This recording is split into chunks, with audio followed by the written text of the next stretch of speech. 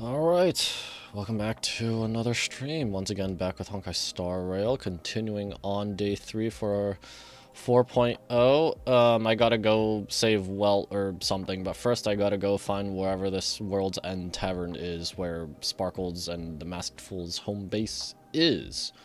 So, let's just get right into it.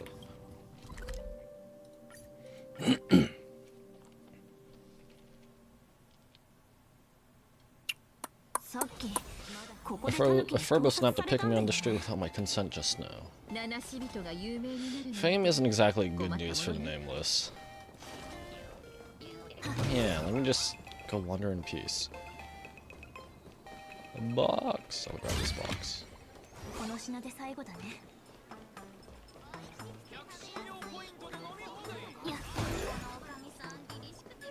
Automatic vending machine? Nope. I saw question marks, so I was wondering. We're almost at Dovebrook District. Alright. Here's a 15 minutes of fame. Why a bustling district? Is this really where Himiko lived back then? It's been 15 years since I've been back. I wonder what's become of these houses now. If they're being rented out or if they've been sold off already. Perhaps they've become like the Gracia family, nothing but empty shells of their former glory. Let's go. Stay safe on the road.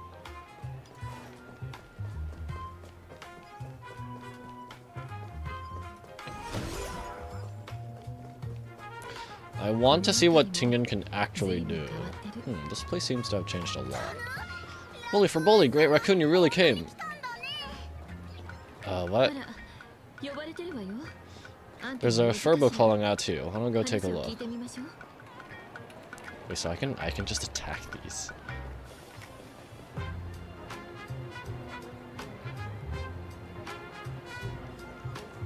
Wait a minute. Wait a minute.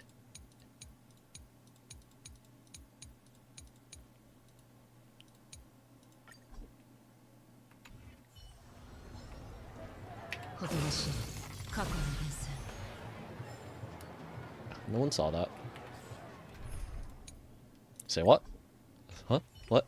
Huh? Hey, some coins here. It's this one again. He's gonna try and scam me. Oh, right. Rest assured, I haven't forgotten a single thing about the compensation. This Furbo was actually waiting outside the magazine's office just to make amends. Furbo Absurdo. And you are? The tabloid journalist who took my picture. You told Himiko about the whole series of events with the tabloid journalist following you and the compensation claims. Looks like destiny wanted you two to meet again and maybe score you a nice fat paycheck while at it. All your money's been taken out anyway. You're gonna have to get Nihilux to pay me or something. Would you mind coming into our magazine office to talk? Let's discuss compensation, shall we? Bro.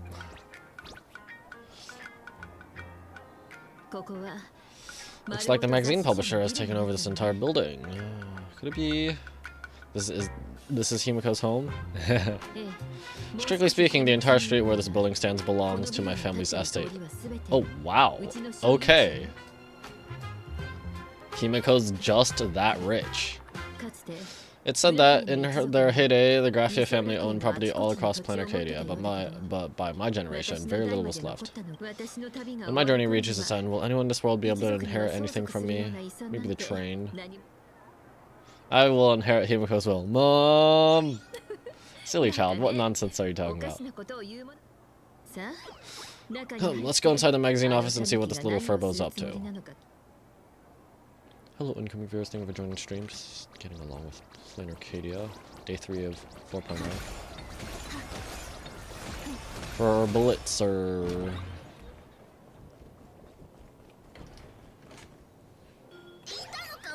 Hey there, Paraprince. I've brought quite an impressive creditor to visit you. Beep beep, debt collector signal detected. I'm out of here. Oh, run, it's the Great Raccoon from the Astral Express. Furbos and raccoons, we're all one big family. Beep boop. Family or not, you're all just here to collect debts, aren't you? What are you plotting, little Furbo? So what's it gonna be for compensation? Barracoon, that jerk of a company president ditched everyone to dodge the debts. We brothers haven't gotten paid in months.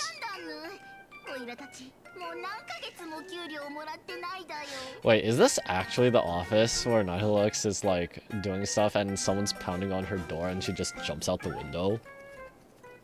The English opened the door, that's like... That was a pretty good one. Sorry, excuse me. As you can see from our story state, even if you sold us all for Furbo Hot Pot, you wouldn't get much money back. But I've got a plan. We can work together for some mutual Raccoon Furbo benefits. After all, Furbola Weekly does have quite a readership. Right now, the hottest news in all of Planet Arcadia is the arrival of the Astral Express. Yes, give me royalties. Or something. Once you become the okay, I'm gonna be president. Once you become the company president, Great Raccoon for Bobo Weekly can go through full throttle for you, becoming the Express's exclusive media outlet, turning out a string of hot scoops. But I don't, but do I really want the fame? In no time, for Bobo Weekly will be the #1 gossip magazine. We won't have to worry about our salaries, and Great Raccoon won't have to worry about compensation. You want me to work for you for free? No way, no way. As your devoted fans, me and my bro sincerely want to compensate you handsomely for your emotional distress. A magazine publisher? Oh, this is interesting. What do you think, Echo? Is Himiko also interested? These Furbos may be crafty and full of tricks, but they can definitely help us out. A media outlet working for you, and a network of informants who can run around everywhere. Having a logistics team like that during the Famous Moon Games would come with many perks. And best of all, they're free. So tell me, what does a company president have to do? Being a company president is actually super easy. Just follow me.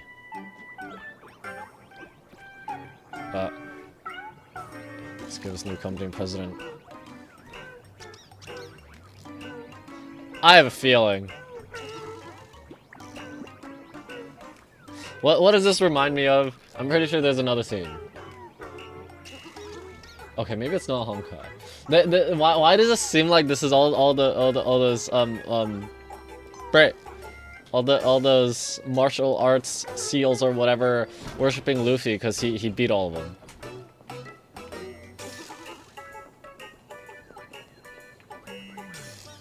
For Bobocon. Ding. Successfully logged into the Furbobocom editorial backend system. Your position, President. Operating guidelines. Number 1, the Furbo journalist will invite you to their workgroup chat. Remember to save any good stickers. Number 2, help yourself to the coffee and tea in the break room. Number 3, though it's usually not that great, happy face. Number 4, from 2 PM to midnight is when the magazine is most active, so try to stay online as much as possible. Number 5, the Furbos are very obedient. As long as you know a little bit about management and handling subordinates, they can write any article. Number 6, but if they run into problems they can't solve, well, the staff might be entry level, but the president sure isn't. That's on you. Number 7, remember, there are only Furbos and the president here. If you notice anyone else's presence, don't look at them, don't respond. Number 8, last but not least, once you're here, you can't leave. From your caring predecessor, the former president. I can't press escape. I can press escape, but it's doing nothing. Bruh. Where did this picture come from? Oh no, it's a hit piece! President, don't look! Just shut it down, I've already written a new one.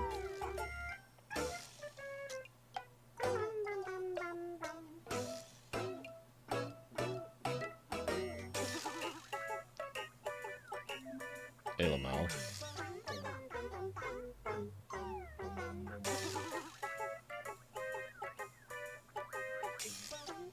Sparksy's clout isn't even worth chasing. Aha! Nice. They're the Astral Express, so get it straight who's riding whose coattails here.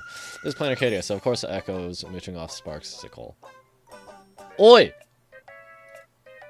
Oi! Better put out a retraction of that.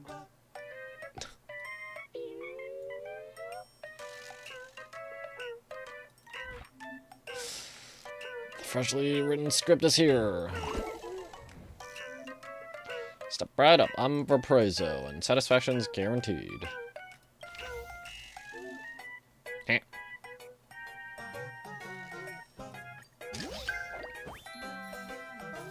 I'm assuming this is part of the conventional memoir event.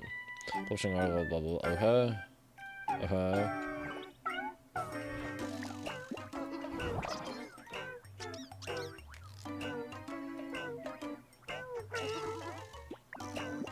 maybe this is just a different permanent thing.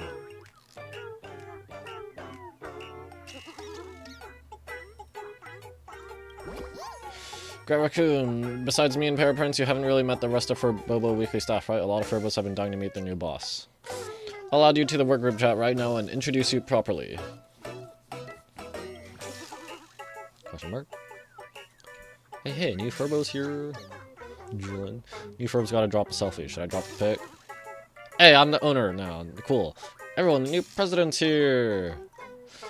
A huge welcome to our president with the red-hot superstar baseball raccoon as our president for Bobo Weekly is finally gonna make it big. Oh no, I'm so sorry. It's the president. All hail the president. All hail the president. For Blix, where's your greeting? All hail the presidents. Kept spamming earlier, so I muted them. Can't believe I didn't recognize the president. These Furb eyes of mine must be going blind. As punishment, I'll post a selfie. Ooh, I'm sending over glam pic too. Great Raccoon, why don't you share a photo too so everyone can get to know you better? Leave a mysterious, enigmatic impression. It looks amazing! Love the president's micro expressions.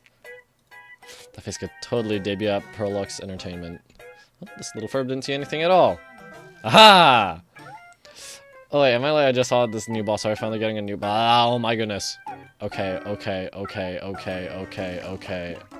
Nice one. 90. Okay, you know what? Is that all it takes? Okay, so from now on, your new company president. Oh, Great Raccoon is our new company president. Whatever missions you assign, we better get it done for you. Anything else you'd like for us to do? Change the name of the gossip forum. Oh, I didn't even get the name of the gossip forum. No. Boss, you don't like for Bobo Gossip? What name would you prefer then? Custom name? There. Yeah, alright. Now let's stick with the old name. Are you sure? What do you think about it?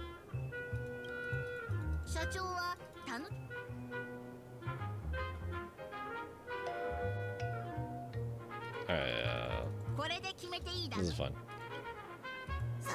In return, make sure you create some big news stories. Oh, and that journalist Furbo who wrote that slander about you, HR will fire him. We don't need an employee around here who's got beef with the company president. Wait, send him to gather intel at the school. I heard a supplicant has appeared at Graphia Academy. Should we have him take some pictures there for you? No problem. I'll arrange it right away. This Furbo will issue the order. Stay tuned for his first-hand report. Echo, looks like you're already getting into the groove of being a company president. We're pretty much done here, and Danhong and Sunday should be arriving soon as well. I'll just have them meet us here at the publishing house. Wait until companions arrive. After a brief moment, Danny and Sunny arrived. Himeko, we're here. I can see that. Slower than expected, huh? Looks like you had quite a harvest. That's difficult to say. Oh hey, Tian's here too. Ah, Miss Himeko. Echo's here too. It's been a while. I missed you all dearly. Miss Tian, are you representing the Shenzo on this diplomatic mission to Plain Arcadia? This is a matter of great importance. A humble girl like me doesn't have that kind of standing. I'm just tagging along with General Yao Guang of the trade to help out with odd jobs. I happened to run into these two on the way. The seer strategist. What happened on this journey? Sorry, there was a bit of a hiccup. I accidentally put on a mask of elation. Now I'm a supplicant in the Phantasmoon games. Accidentally. Well, that's quite unexpected. I know the Express has been seeking to join the Phantasmoon games, and I've been quite curious about that. Sorry. Did I make things more complicated than they needed to be? No need to apologize, Sonny. You're a companion of a trailblaze. No nameless would ever stop a companion from finding their own path. Many thanks. Oh wait, did you say accidentally? Yeah. Had the mask slapped onto your face.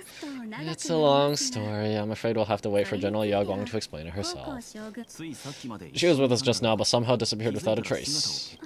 Madame Yao is always like this. She probably disappeared suddenly to deal with something urgent. This seer strategist is just as elusive as the rumors say. Should we wait for her?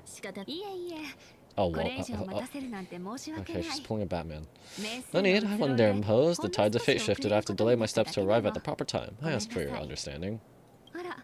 Oh my. Counting me, we make exactly 6. Let me do some calculations. Your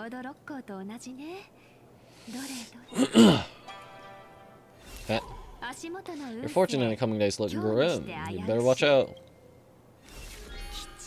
Wheel. Makes sense. You got what you wanted today. What does wheel actually mean?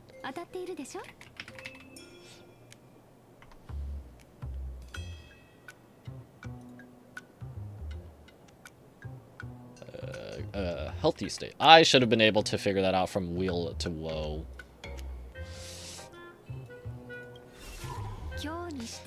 The fate spell danger. This matter is most likely connected to that blade. The little fox's misfortune has overflowed into good luck. She's blessed with the constant good fortune, a true harbinger of prosperity. Overflowed into good... What, do you mean underflowed? Huh? No. Am I blank slate? Oh! That was a joke. That's weird. I can't see yours. So you're that Echo Fushon mentioned. Your reputation precedes you, Sir Strategist. I'm Himiko, navigator of the Astral Express. Whatever's on your mind, you can discuss it with me. Ah, my sincerest apologies. When a diviner encounters someone whose fate is unfathomable, we can't help but feel 3 parts excited, 3 parts flustered, 3 parts curious, and 1 part awestruck. What do you mean by unfathomable? My eye of Isvara, whatever, can scan the aura of fortune surrounding each of you, manifesting as will or will signs above your foreheads. I'd like to divine your fortunes as a welcome gift. However, this person, Echo, really surprised me. I can't see anything from her at all.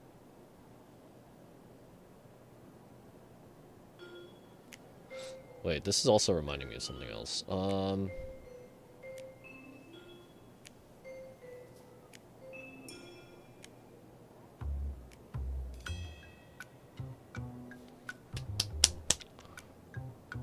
What was it? It might have been a Withering Waves thing. Something how Rover was also kind of a bit of a blank slate, at least since he wiped his memories. I still have yet to get to 3.1. I may start streaming again at some point, but probably not anytime soon. Are you really free to try any choice or to do anything you want? Doesn't Isvara like you actually exist in this world? I have a Stellaron. Maybe that's it? That's just how we Stellarons are. I can indeed see the options. Bring farther. I've seen I saw a figment of Terminus. Did I see Terminus itself? Is the cat itself Terminus? I can't remember. That's just how we Stellarons are. I really want to know what happens between these two. I'll have to look at the other one. You mean you've witnessed the existence of Terminus? But that doesn't mean your life has entered the finality, does it? What do you think this means, General? As in Isvara, their mere presence in the playfield creates a variable in the game. It's both a blessing and a curse. As I said before, the wheel and will of us 6 align with the 6 lines of divination. If Echo represents woe, why is that 2 hyphens? Then the hexagram falls to water. Okay, where dangers lurk above and below, spelling doom. If she brings wheel, oh, it's just symbols. Wheel, then the hexagram shifts between wind and water. Oh, I'm not gonna remember which one's which. Representing a great opportunity to strike. Auspicious. So the fate of our journey in Planar Cater rests on Echo's decision? Bruh. That's way too much responsibility for me to handle. It's not as mystical as it sounds. While Isvara has far greater freedom of choice than ordinary people, they're still caught in the currents of fate. I just want to remind you to choose wisely. Back to business. I take it you're not just here to read our fortunes. I'm here to greet everyone, to apologize to the Express Navigator for my previous indiscretions, and to borrow someone from you. Who's getting borrowed? Sonny? Miss Himiko, now you understand how I ended up wearing this mask. Ah, is she gonna feel his mind again? I get it, she says she wants to borrow you for an operation. I want to hear your thoughts. If you're not comfortable refusing, I can speak up for you. You too, no need for whispers. I can hear you loud and clear. How did you do? She did that the last time between you and Danny. What do you mean? Well, since the General heard us, would you mind telling us your reasons for doing this? I'm collecting variables. During this journey, I'll be acting as unpredictably and irrationally as possible. Don't be surprised, some Arbiter Generals excel in battle with their wit and valor, others master the art of forging weapons, and some guard the netherworld with their lives. I, however, fight for the Alliance by calculating and manipulating fate itself, peeking into the future. I'm here to discuss matters regarding the Anti-Destruction Alliance, and then I'll head over to Astropolis for the vote. That's the real business. But according to the divination, this Arcadian world faces an extraordinary danger. When a bird's nest falls, no egg will remain unbroken. Are you saying we'll all perish along with plain Arcadia? What's going on here? Intel indicates that a serious Shenzo criminal is attempting to join the Phantasm Moon Games. This individual has been infected by the flesh of Shuhu, the emanator of the abundance, and is extremely dangerous. According to my interpretation, his long-suppressed violent nature will eventually become uncontrollable, bringing catastrophic disaster to everyone. There's no way he can do that. The blade's not that strong. That's the divination's answer. Rather than asking whether he could, we should ask how would he do it. Yeah, well, Blade by himself isn't that strong, for sure. My divination shows dragons clash in the wilderness. Their ichor dark and yellow, while the term dragon clash could simply mean first battle. Could it be foreshadowing a great calamity from a conflict with Blade? Perhaps this prophecy has other interpretations, but with my limited intel right now, I have to prioritize Blade. This most volatile and dangerous factor.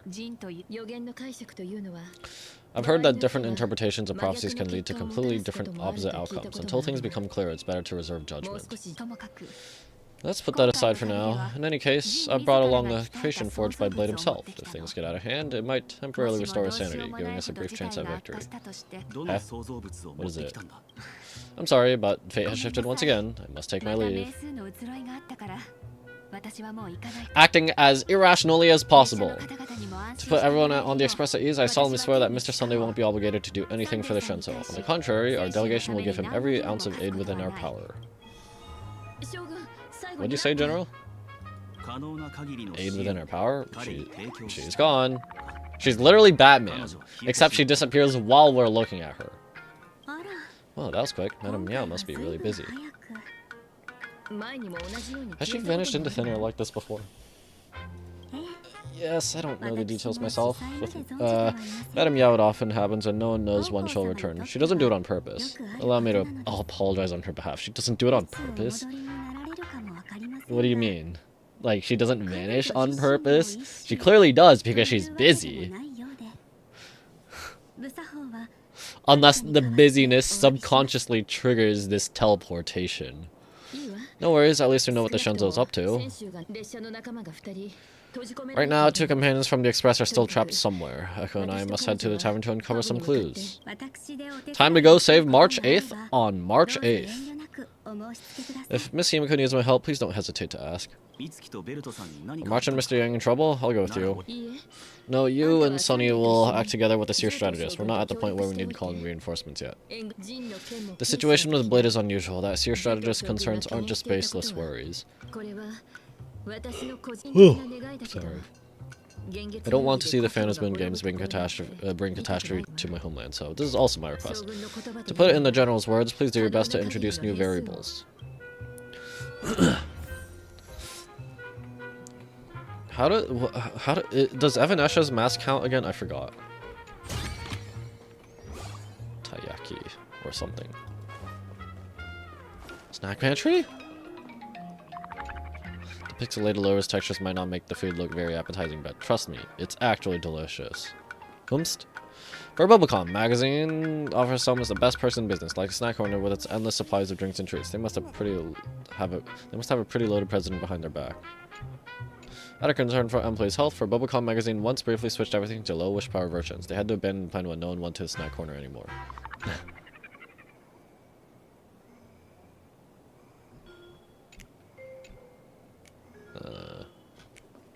Hello. Greetings, benefactor. It's been many days since we met in Penacony. I've been thinking of you day and night. Again, it's been a while. How are things these days? Oh, my skills are meager, Madam Ya. Praise my resolve to kill my enemies. Nope. But, okay. Saying that was just the variable she sought. That's why she assigned me to temporarily serve under her command for this expedition. And look at that, it's brought us back together again. What fortune. I wish I could travel with you longer back in Penacony, benefactor. After all, I've yet to reclaim the opportunities Fantilli stole from me. What kind of person was Madame Yeo? Hard to say. Like the divination she cast, she's a riddle shrouded in fog. Apart from the ever-absent Tina Justice, Yo, who that? She's likely the most mysterious of the Arbiter Generals. How's Madame Yao treating you? I'm sure there's no mortal danger. Please forgive my jest, benefactor. Being around Madame Yao has gotten me into the habit of cracking jokes all the time. Her actions may seem inscrutable, but she always provides what you need ahead of time. That's why even those who grumble still carry out her orders with diligence. In truth, doesn't she seem more like a shrewd merchant than a diviner? But then, when have any Arbiter Generals ever been ordinary? I'll drop by, see you when I get the chance. Don't go back on your word, benefactor. We can find a local bar and share a drink while we chat. Madame Yao instructed me to meet her at the agreed-upon spot if she disappears. It's growing late, so I'll take my leave now. Alrighty. Goodbye. What about you, Sonny? A mask of elation can reflect the shape of one's soul? Sonny, can I take a look at your mask? He doesn't like being called Sonny. Why am I still calling him Sonny? Sure. In Hinokoni's decorative arts, ravens often symbolize the hidden desires and whispers of human dreamscapes. Don't get too carried away now. Don't worry, I once tried to ascend to godhood myself. I won't be dazzled by the honor of an audience with a deity. Taking part in this grand event is also about gaining a deeper understanding of this Arcadia, just as one cannot miss the Charmony Festival when visiting Hinokoni.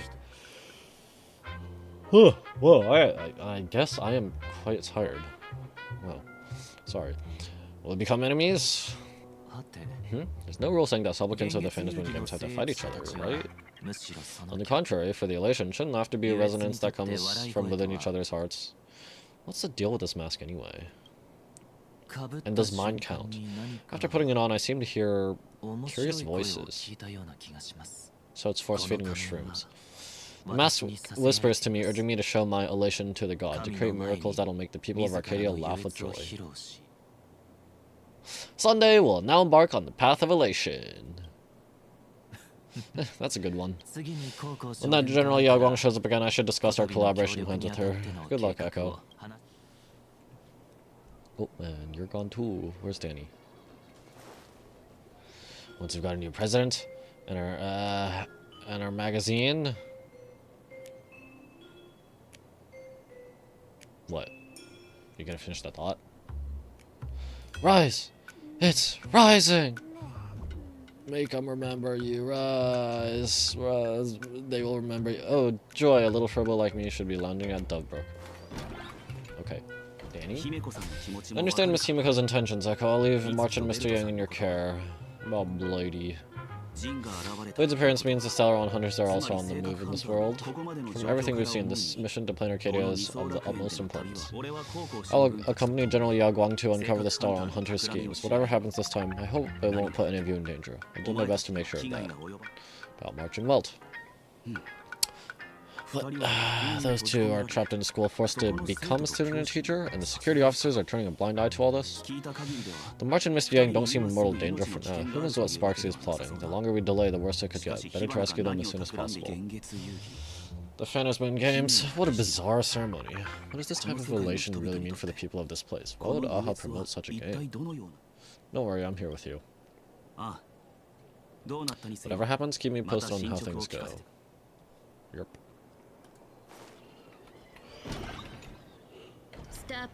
Yep, see, masked fools, the Shenzo General, the Stone Hunters, and the Nameless. Some came for the Alliance, some for the Eon's game. Whatever their reasons, a storm is brewing in the skies over this world. But at least we got some good news. Sunday has joined the Phantom's Moon Games. He can help us in our showdown against Sparksy. Let's rendezvous with Sparksicle at the tavern. With Sparkle at the tavern. We must uncover why Sparksy entered the Phantom's Moon Games and what sort of Sparksicle she's got planned for Graphia Academy. So, how do we get into the cavern?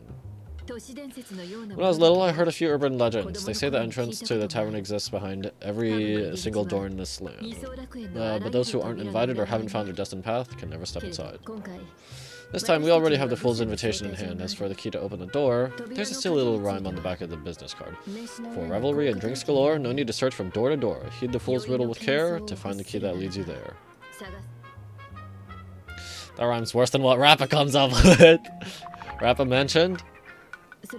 So, Echo, about the fool's riddle. Got any leads? I'm trying to think. How do people do this? Long time ago, you scoffed to yourself, who even remembers after all this time? But you do remember. When Sparkle first met you, she told you a riddle. I don't remember. Whether they look up or down, the moon that humanity gazes upon in the sky is always the same Fanta's moon. I don't remember this. I also only streamed the last part of 3.x main story. 2.x. I started streaming the last part of 2.x's main story. I don't think I did... I streamed 2.2, right? I don't think I streamed 2.1 or 2. Anything 2.1 or earlier. Looking up makes sense, but looking down? How exactly do you gaze at the sky? Remember, the enemy's gate is down. It's relative. Just flip yourself upside down. There you go. Okay, by gazing at the reflected sky. Okay, it seems fate ties you to the tavern. I get it now. The answer is Dubbrook. Which we were already going to? Excuse me? Excuse me all. Many generations ago, the Dubbrook was already a river flowing with countless legends. It's no surprise the door to the tavern lies hidden among them. Legend has it that the master painter Graphia once drew water from the Dubbrook to wash her paintbrushes. Many later artists followed the suit, hence its other name, the Painter's Stream.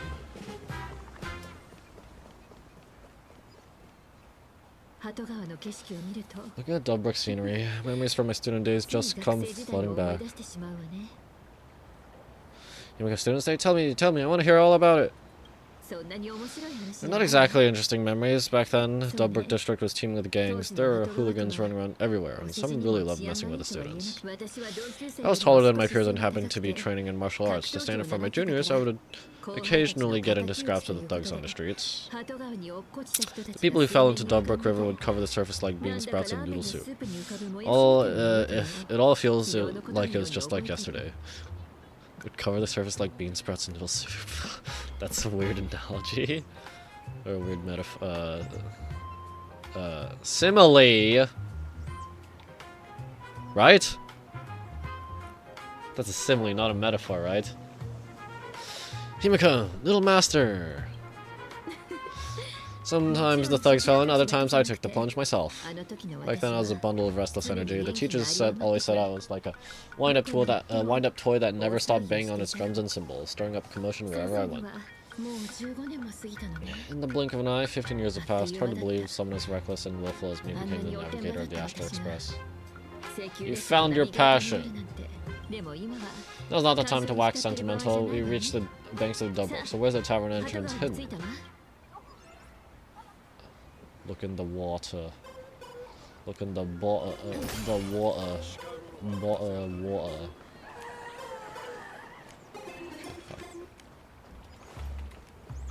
Are these wispies or whatever they're called just going in circles? This is that's adorable. I love these things.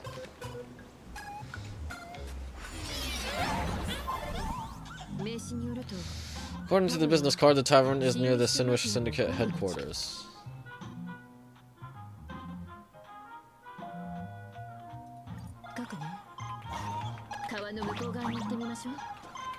Ah.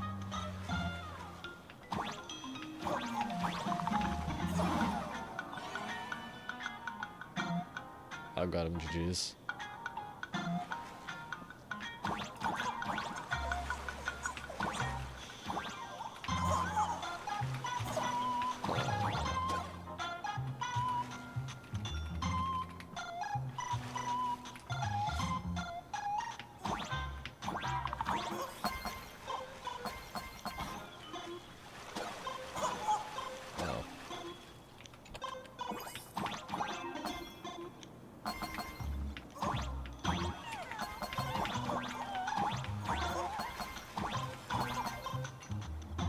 Where am I? Oh, I just went on the other side straight up. Oh, I'm above it. What the heck?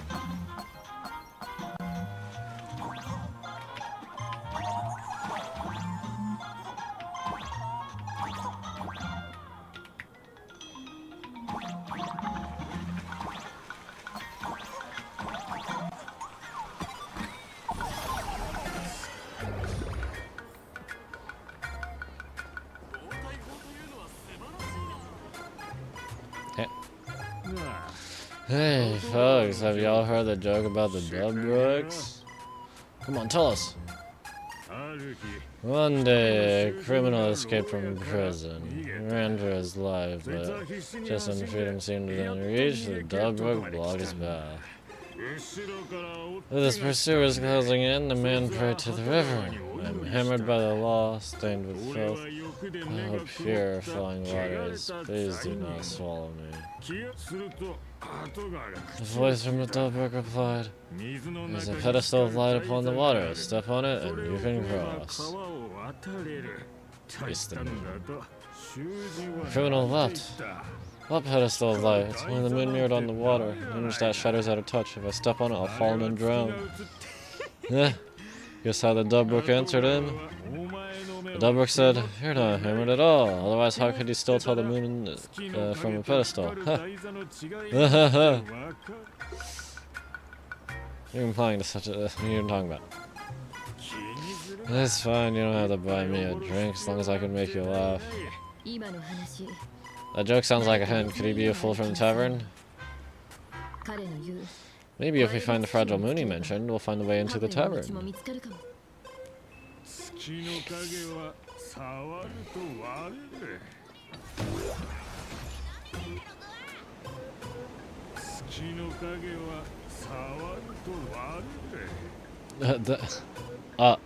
Are they extorting him? Oh no. No one's ever found it. Found what? If you insist on taking it. Oh. Sparkle's riddle says this: whether looking up or down, they all see the same pin as moon when gazing at the sky. We've gazed at the sky already, so next, we go find where the Phantom's moon is. We go down. From this angle, the moon's reflection is right here. It does look strange in the water. If what the card says is true and the fool's riddle is the key to entering the tavern, then this moon must be the door lock. Come on, Echo, let's take a closer look at this strange moon. Hello, incoming viewers. Thank you for joining the stream. Just getting along with Honkai Star Rail 4.0. This is day 3. Take a closer look.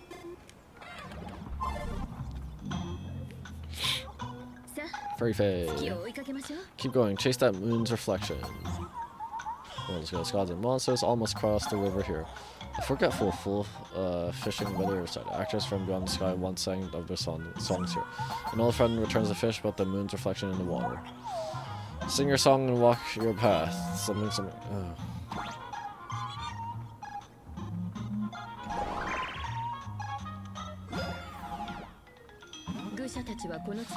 Looks like the fools are guarding the moon shadow tight. Shadow moon. Okay.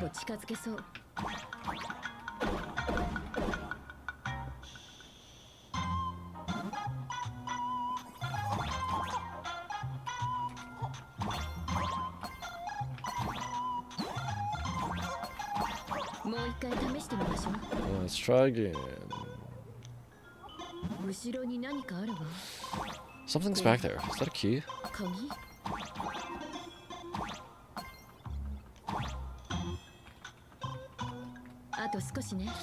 The moon is about to break. Let's try again. Oh, it's literally a key. Okay. This key is dissolved into the water. The water surface is about to change. Look, the tavern shadow has appeared.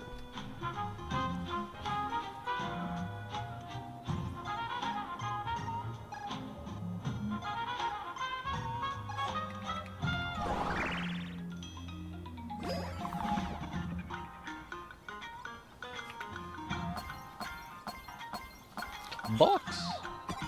Bye bye! Once you head out, you'll be on the opposite side of the Singlish Syndicate.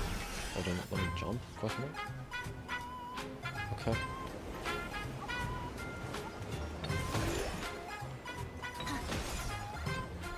Wait.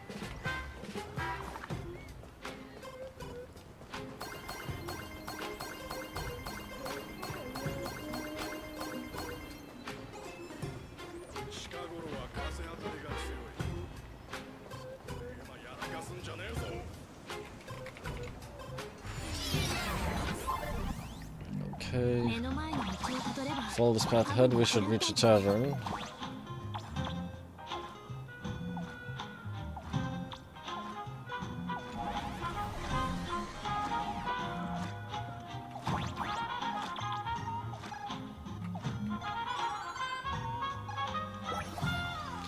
Looking for the Phantom's moon in the reflection? Sorry, you're in the wrong place. Wait, how many times have I said that? My script wasn't even supposed to say this, but the fools mess with the script. Just kidding.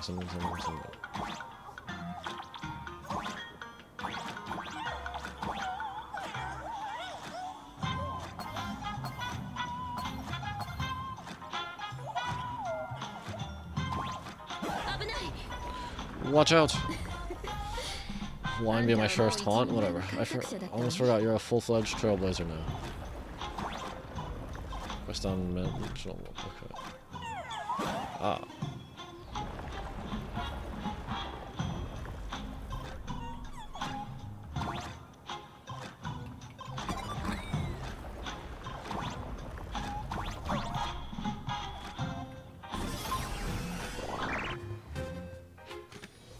Alright, here we are.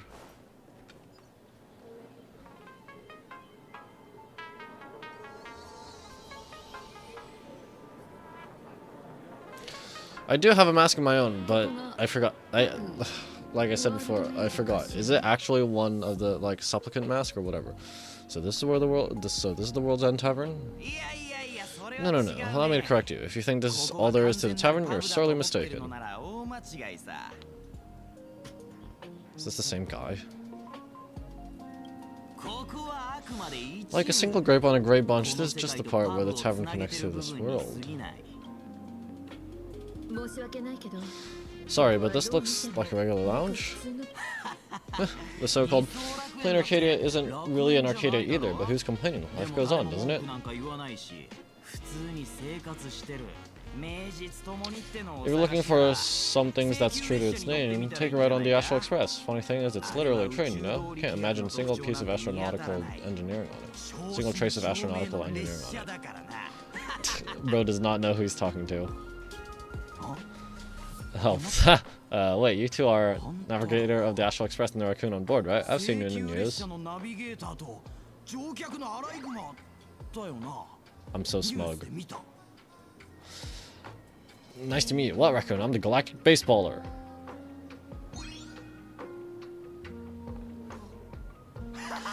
Friends, Big Shot is here, a real knee slapper and come. Oh, hey, Ashvale.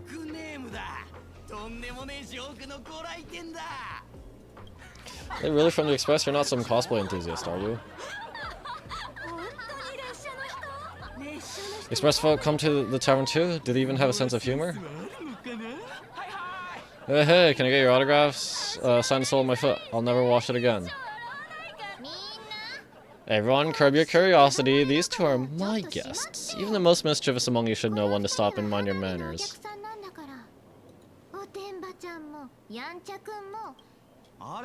Well, if it isn't Little Sparkle. We've all heard your joke. Take the mask from a maskful, and what's left is but a fool.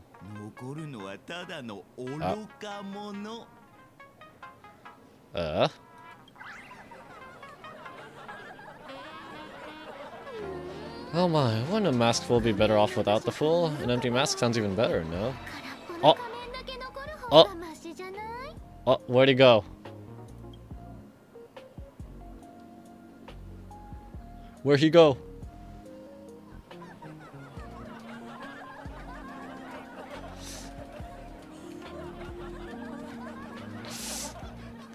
Just say your joke. What do you do to him? Is he still alive?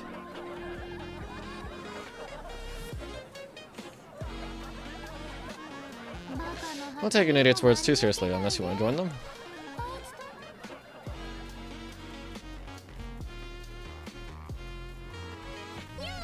Alright, now I can finally entertain my guests without interruptions. You two, this way. Let's talk about the imposter.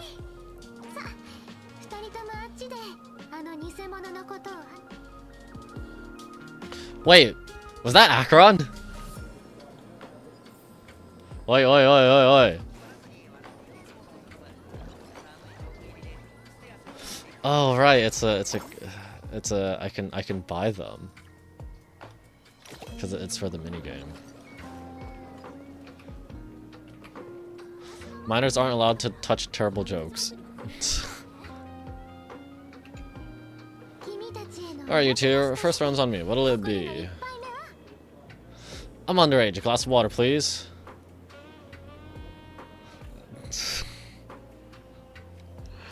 Give me the strongest and most hardcore drink you've got.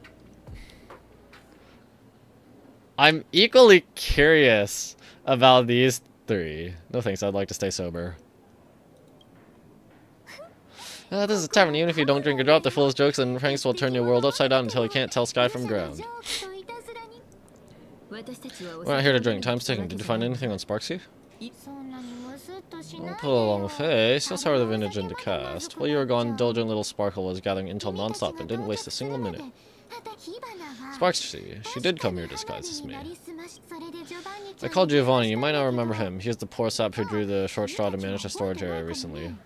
Old Joe told me that a week ago. I came here and took a few things. Among them was a vial of mimetic virus. Okay, that probably explains her following. A mimetic virus. No wonder she could take over Graphia Academy and distort March and Walt's cognition, making them believe they're student and teacher. That too. She wants to turn everyone into monkeys? She wants to undercut Dr. Primitive's business? Close enough. The so-called SparksCon is a front for spreading a mimetic virus. Knowing that isn't enough, what kind of mimetic virus is she spreading? What are the symptoms? We need more on her plans and actions before we can counter it. Thought of that already, so I visited a few friends and learned where the imposter's been haunting. To dig up details, I'll have to get hands-on. Lead the way then. Actually, now I'm curious if Dahlia is going to play an important role here. Since the mimetic virus, that was a major thing in, or just the memories or mimetic entities. That was a major thing in Penacony. So maybe Dahlia is going to be important in 4.x. Let's move. Stay close. I am the one who knocks. No, I use my badge. Just abandon all despair, ye who enter. If you want to pass, then amuse me. By the way, hate to ask, you're not Aha himself, are you? No.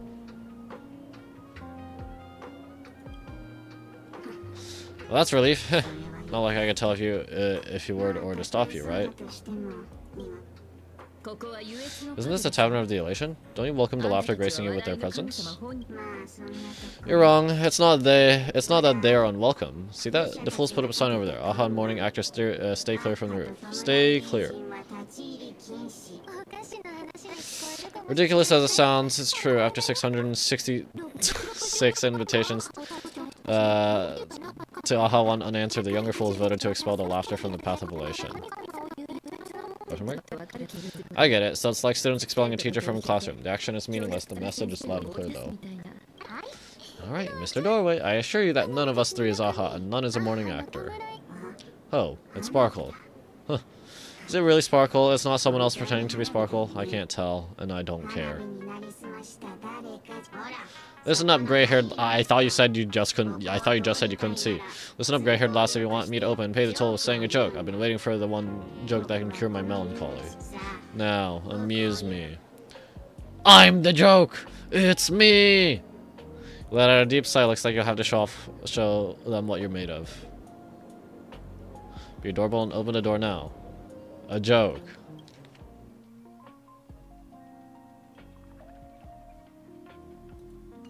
This is a dad joke. This is just a normal pun. Want a joke? No. Wait. Huh? What? Didn't catch it? No joke? No, Mr. Doyle, there's no way to tell a joke. Interpret as you like by Akavili above. I can't believe I've come explaining jokes to a door. The door fell silent for a moment, struck by a terrible joke. It suddenly burst into a terrifying laugh, like being hit by a barrage of machine gun fire before falling into deathly silence. A joke! And then, I said it, a joke. The door fell silent for a moment. Poor child, the bad joke is more pitiful than melancholy. Be adorable and open the door now. It's just a door? What a lame joke collector. Maybe there's just some uninspired stand-up comedian hiding behind it, stealing inspiration from everyone who walks through. Don't open? Well, that's not adorable. What are you going to do? I'm gonna break you open.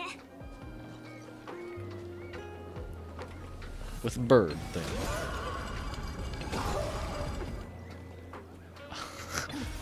Was this screaming? Hello?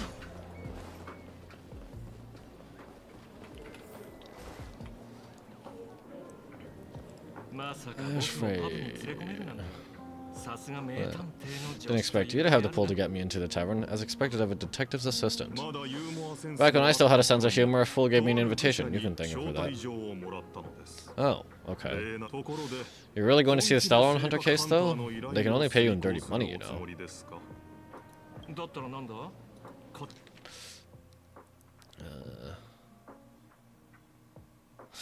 What else can I do? The boys need money. Credits aren't black or white, they're ones and zeros. Alright, I reached out to Costard. He said that one of 3 people who stole the mask looked familiar. You might have seen them in the news. Wait, what? What do they have to do with the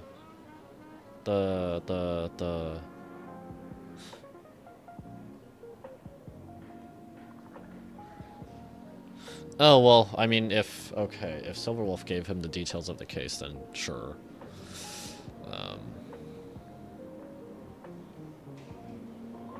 But Kostad himself doesn't know that the mask was stolen. No one, like, at least when we were going through it, Kostad was still under the impression that, well, okay. Yeah, we tricked him. The leader didn't care, just wanted some attention, bring some attention to the organization. But I guess maybe Kostad, like, afterwards, Blade and Silverwolf for something went over and they're like, oh, yeah, it's us, not the people who came here earlier.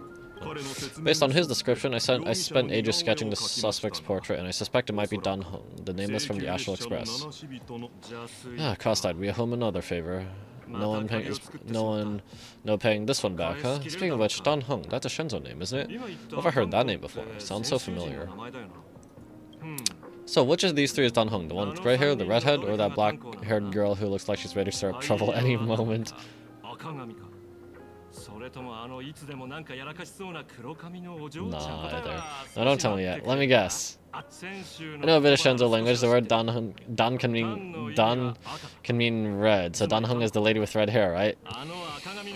No? I don't know if maybe there's a dialect, but standard, like, the common Mandarin or whatever is Hongshe. Is it Hongshe or Hongse? I don't know between sh and se because I've always learned them as se, because that's how I think a lot of people from Taiwan tend to say it. They don't really make a distinction between s and sh and t and ch. Your deduction skills never fail to impress. Fine, I'll give you the answer. None of these 3 is Dan Hung. Do you even watch the news? TV, newspaper, the internet, it's all fake news. What do you expect me to look at? Let's get down to business. I couldn't find any trace of Dan Hung's actions. It's like someone wiped them clean. So I decided to try a different approach. Keep tabs on the other members of the Express crew. Maybe following the trail will lead to clues about the mask. Nice work, Mr. N. They're heading deeper into the tavern. Follow me. I see, Echo. The tavern not inviting you sooner was their loss. Okay, it does scream when you hit it. Come in.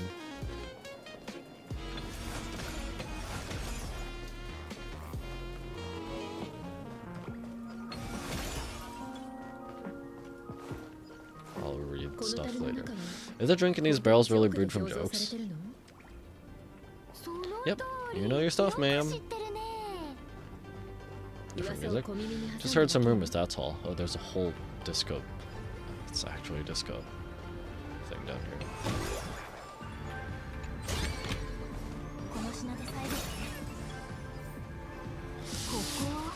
Where's this? Underground, obviously. Ta-da! Welcome to the dazzling lights of the Bliss Star. The heart of the tavern, Planet Arcadia's dazzling dance floor. There are some tasteless masked fools who consider this place the secret to keeping the laughter going.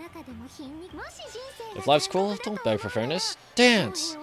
Shake away that sadness until it's all mixed with the joy in your body. Bliss Star. That huge light orb up there. For a tavern, it's as essential as the faintest moon in the sky. If we get the chance, I can take you inside for a real eye-opener. Speaking of which, 2 months ago, some idiot, after downing hundreds of drinks, had the bright idea to knock it down with the super overlord spinning top. Question mark? So we had to reinforce the Bliss Star with a steel frame around it and seal it inside the world of canvas. Can't AHA take care of this place? Take care? Weren't they banned from the tavern? True, true.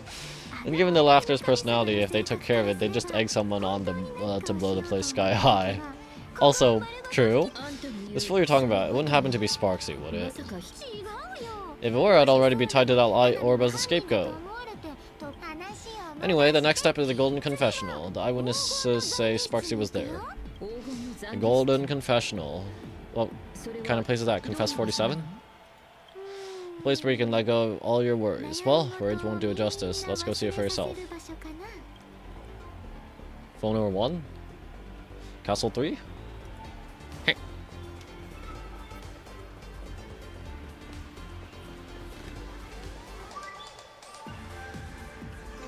I guess I'm going in.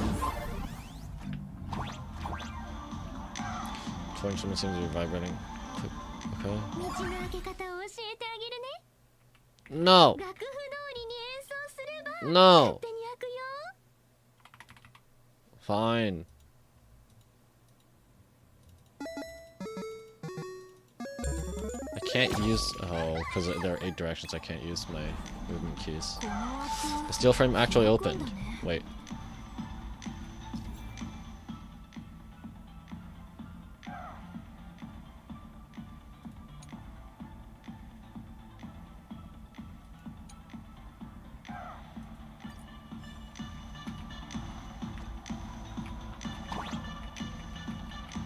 Wait, how do I open that interface again? Oh, whatever. Oh, so this is disco?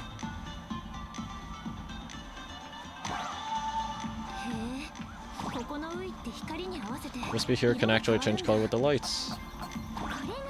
Just another night at tavern, fun, right?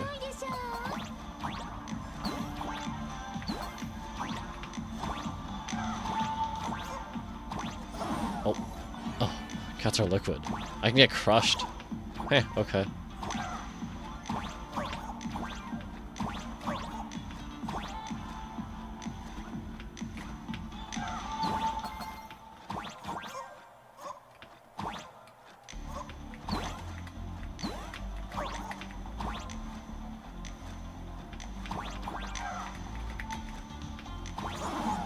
Right, I'm trolling.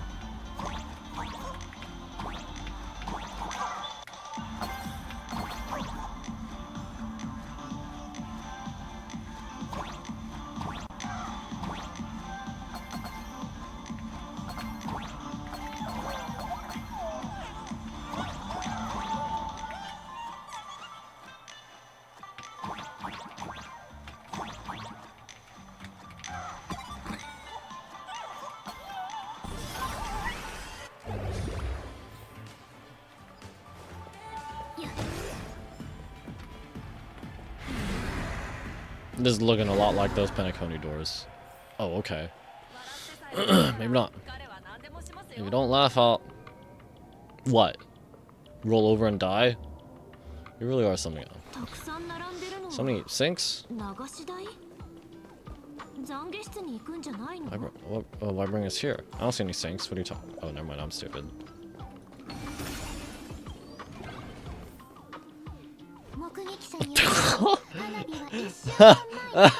What? What kind of that scuffed as frick? No, 0 privacy restrooms. Witnesses say a week ago, I came to the bar, knocked out a few shots of bombs first drop, then headed here. The Golden Confessional is an emergency shelter for fools who've had one drink too many. Here we shed our excess baggage before marching light-footed into the next second. Isn't this just a bathroom? It doesn't smell as bad as I imagined. Oh, it's Sampo! Of course, this is just a place where everyone comes off to let some steam. Well, if it isn't my old friend. Sparkle said you'd be coming to the tavern. Old Sampo's heart is bursting with joy. And a teensy bit of sorrow. How did Sparkle beat me into inviting my #1 bastard to tavern for a drink? Sampo, it's you! I knew I'd find you here. You're new, and what made you link me to this place? That's kind of harsh, sis. Hello, Miss Himiko. Long time no see. Mr. Sampo, hello. What brings you here this time? Did Himiko and Sampo see each other at Penacony? Oh wait, no. Himiko came over at the end of the Bellabog arc, at the very least. No business, just here to repay an old favor.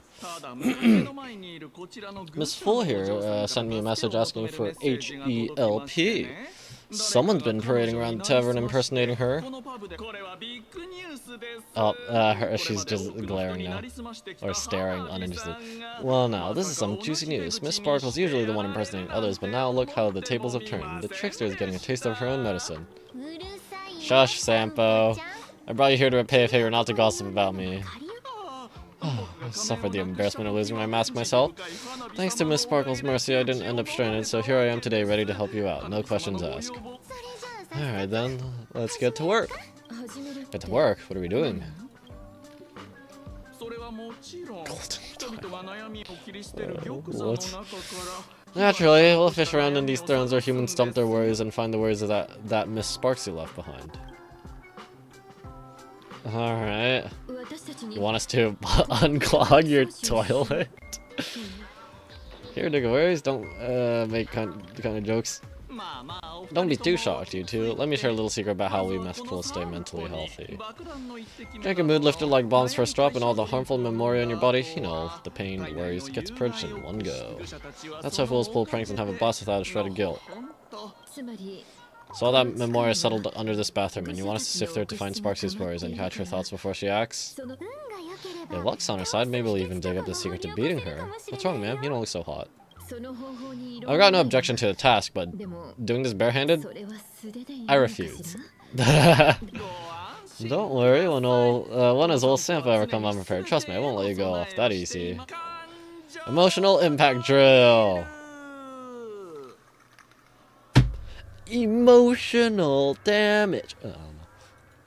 Sorry, wrong gadget. This one. I guess some sort of jackhammer. Hey, have you heard of a dowsing rod? Well, forget it. I'll spare you the theory. Tune the drill to resonate with Sparkle's temperament. It'll drill out memoria fountains with similar emotions. But, fair warning, use it carefully. It's been a week since Sparksy was here. Keep your guard up in case something else comes bursting out. With so many toilets, where do you start? Well, if you ask me, leave it to luck. Yeah, where's my random number generator? We don't have time for luck. My radar says that pompous imposter would pick the highest spot to vent. Exactly, the golden throne. Give it a try. Girl, pick a spot to drill and start mining that gold. Sampo-chan, does this thing even work? Of course it works. Don't you trust your old pal Sampo? Oh, what the heck? Oh, it's a toilet that's actually running away. Where'd it go? What the frick? Get back here.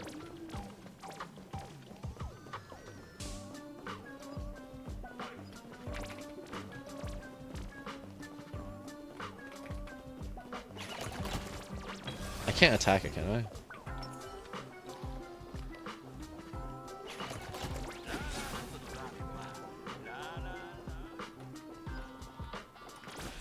Frick. Okay. How exactly am I supposed to try out the toilet? Oh, okay. Loud splashing sounds come from the bucket as if human words are about to burst forth. Suddenly, something emerged from the sewer. Come forth, Sparksy's worries. Well, that doesn't seem like something she'd be worried about. Wait, what?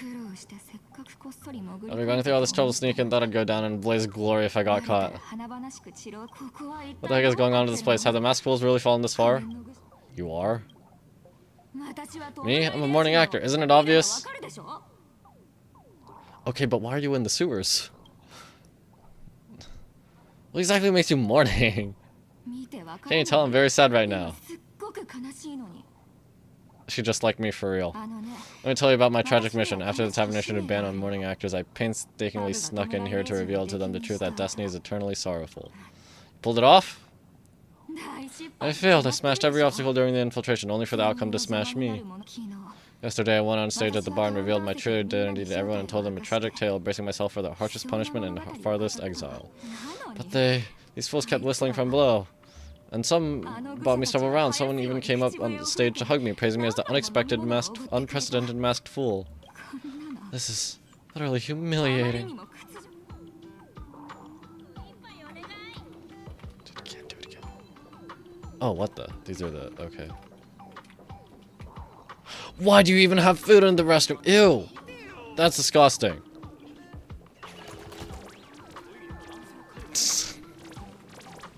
Bro, what is this? What is this place? Violent splashing sounds come from the bucket as a humanoid is about to burst forth. Suddenly, something emerged from the sewer. Is this what's bothering Sparksy? Watch out, sis. Must be some weird thing a fool dumped in the sewers, huh? What irresponsible exorcist did this? The tavern sewer system is not a dump.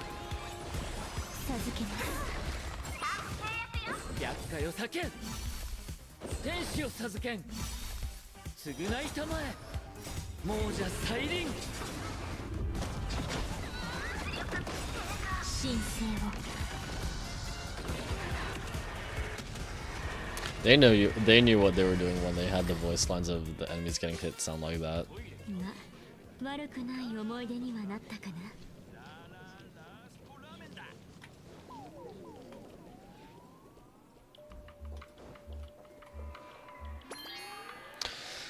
You draw near the throne that is radiating an aura of supreme power. It's unquestionably made of solid gold. Hello. Every atom that makes it up come from neutron star collision and supernova bursts. Yet the masked fools forged these precious tears of the stars into vessels to hold human worries. Perhaps in their eyes, this was their way of playing a cosmic joke. You notice a problem. Compared to the towering throne, you're way too small to reach and dip the drill bit into the water. You're telling me that we beat the Doomsday Beast, a planet-level threat, and we can only and we still don't have knees. We can't jump 2 feet into the air. Sampo, how'd you get up there just now? All right, silly me. Threw that pipe on the side.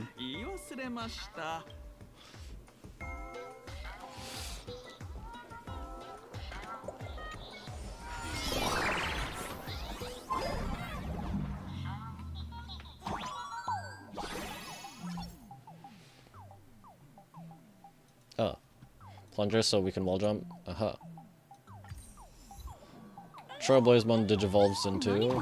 Oh. Is this a plunger?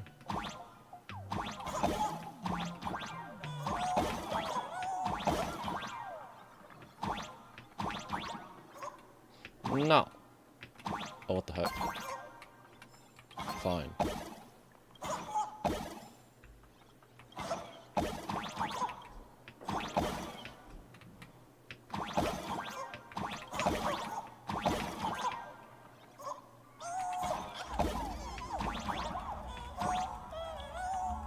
What the?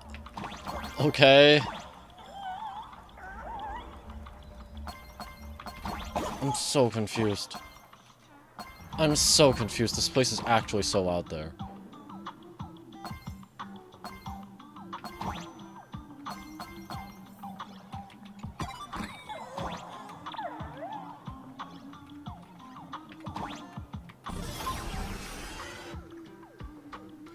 The Golden Throne emanates a dazzling aura of authority. You're genuinely afraid you might slip and fall right into it. You forcefully thrust the drill bit into the toilet.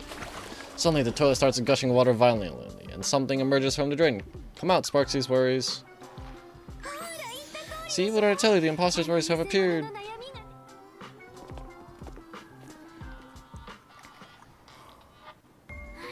What a rare sight. Sparksicle used to always connect with everyone online, but now for the first time she's meeting her fans through the sewer network. Sorry, but we're your haters. Come clean now. What are you planning to do with that mimetic virus you stole? Use Sparksicon as a friend to turn everyone into mindless zombies or dancing monkeys? How could I ever harm my dearest, most beloved fans? You took an entire school of teachers and students hostage and turned them into your pups to help you enter the Fantasman games. You're going to argue that you did it all for them? Of course I did. From the very first day I was created, I've been doing exactly what my creator asked of me. Listening to every fan's questions, empathizing with their pain and troubles. They feel insecure about being ordinary, cry when ignored by those they like, and strive to stand out because they desperately want others' approval. Sparksy hears every wish, and she answers. During these Fantasman games, I'll grant their wishes through the ceremony of the Master of Elation. By brainwashing them? The mimetic virus? No, I'll give each of them a choice. The choice to become me. What in the frick? Because deep down, every one of them longs to become Sparksy, to wear this dazzling mask, capture the internet's attention, and bask in praise. You must have heard the saying, in the future everyone gets their 15 minutes of fame. Now that moment has come. Sparksicon will turn every spectator into me. And when everyone's super, no one will be. For real, she plans to use a mimetic virus to turn everyone into herself? Yeah, the answer is right there in the riddle all along. You know, I gotta say, that's very Sparkle. As expected of my imposter, you're absolutely bonkers. Sis, it's not the time to be tuning your own horn. Just thinking about being turned into a copy of you. I can't even force a smile. This is an elation. This is so elating. Girl, what part of this is elating?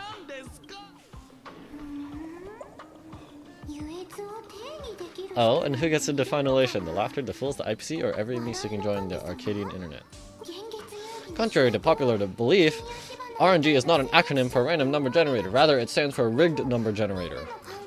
The masters of the Fantasman games were never us, the supplicants, but the spectators watching us. Sadly, the International Peace Network showed people other worlds in the cosmos. Once horizons widen, expectations climb. Nothing they hear or see feels fresh, interesting, or thrilling enough. And everyone fears they're outdated, uninteresting, or unexciting in others' eyes. So, the world's like a derailed train, racing toward thrills and madness.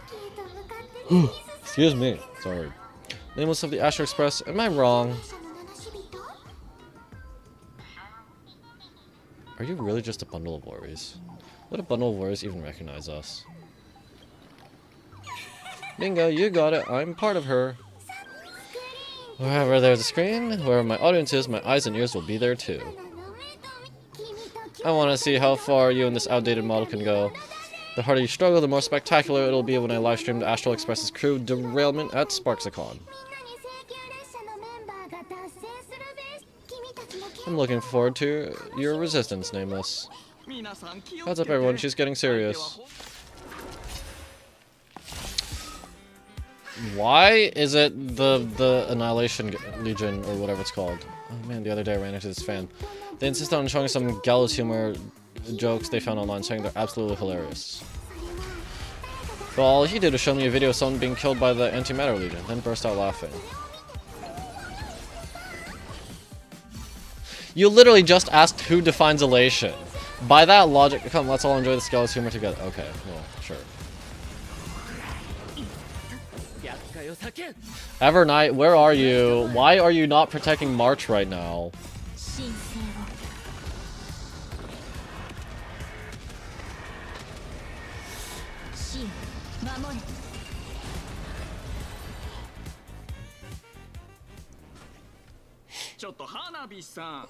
Listen, Sparkle, you only asked me to do your dirty work, but you never said anything about being your thug. You owe me compensation for emotional damage.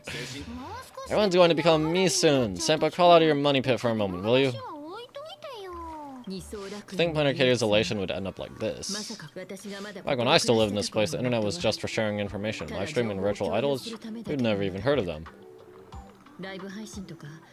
You're telling me, in this age of space travel, when IPC tech can make things that are from imagination turned real when you have Penacony Dream Tech. You're telling me that you only had contemporary internet. Heh. Heh. Unless this world had only just reached that point in the Cartesian scale. Or something. Coming back now feels like stepping into a foreign land, like returning home only to find home isn't where it used to be. Either way, this is definitely not elation. It's just madness wrapped in a cheerful shell. She's convinced that we'll be powerless to stop her plan even if we know what it is, but I'm not ready to roll over just yet. I know, even I don't want to turn into that Phonies lookalike, though we're not that different. Since the fool stashed dangerous things like mimetic viruses in the tavern, I assume they must have also prepared some countermeasures. Ma'am, you give us fools too much credit. This is a tavern, not the well-ordered space station. But I do know a place. With some luck, we might find a mimetic virus cleanup expert.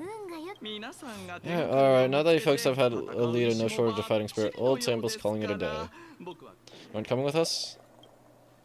The Astral Express always has a way of handling crises,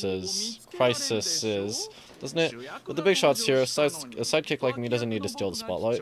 If you run into real trouble, you can always bring old Sample then. I'll even give you folks a special discount. Sorta. Well then, farewell everyone. Wasn't there some theory that Sample might actually, like, oh frick. Let's check out Fatal Joke. Fatal Joke? What kind of place is that? Maybe some kind of hospital. Wasn't there some theory that Sample was an emanator, or maybe even like, yeah, that he was an emanator of elation?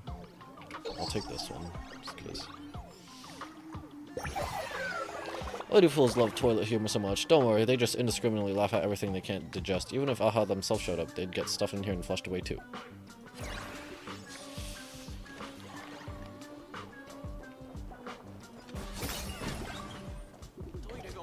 Nope, what the heck? Trippy.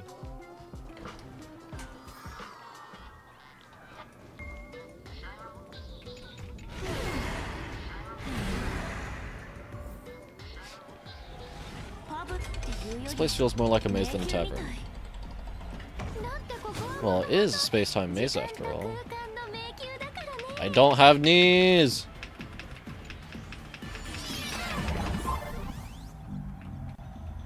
Fine.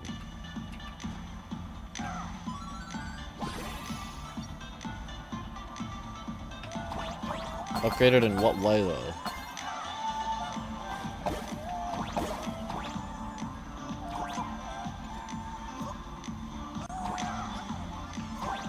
Done.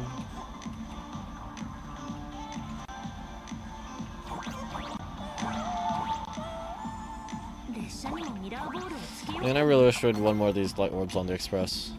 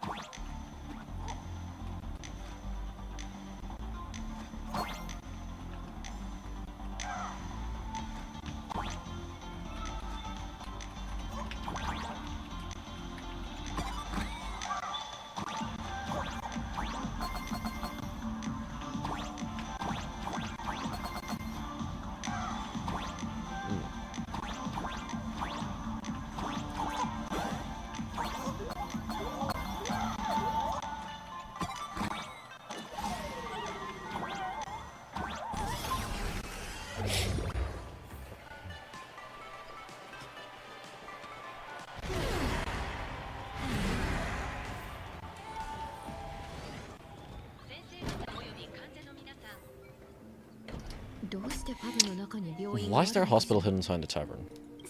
Well, because those who could become fools are all a bit sick in the head. Not your regular headaches and fevers, but matters of the heart. Every time someone goes bonkers and stirs up trouble in a tavern, like scattering noise, nosewalker parasite ticks in every corner, or spiking the beer barrels with a truth serum that makes people spew insults. For each time the whole place goes topsy-turvy, there's always some fool who, in the spirit of elation, volunteers to treat them. Yep, they get sent right here to Fatal Joke. Strange. Why isn't there even a fake doctor around today? Hey, so there aren't any real doctors here? Even if some fools claim to have a legit medical license, you wouldn't dare trust them, would you? Attention patients, please refrain from eating beef hot pot in the hallway. If you wish to dine, please invite the hospital director to join you. Thank you. Would Dr. Hartman from Plastic Surgery please report to the director's office immediately? This hospital doesn't even have a plastic surgery department. Who on earth are you? Dr. Zhongshan from mental health care. Please report to exam room 1. We're one player short for cards. One player short for cards. Thank you. Is this a theater or a hospital? Alert! Patient detected ahead. Patient detected ahead. Please line up in orderly fashion for registration and wait for the doctor to begin consultations. Patient number 1, Akavili. Is there a Miss Akavili? Humst. Himiko? Miss Akavili, diagnosed with Stellaron symptoms per the records. Are you present? Please proceed to exam room number 1. Is me! I was recognized as Akavili. From Noose, or Herda. Or maybe it was actually Aha. They called you by name, Miss Akavili. You might as well go take a look. I want to explore this trash can. It's a recycling bin.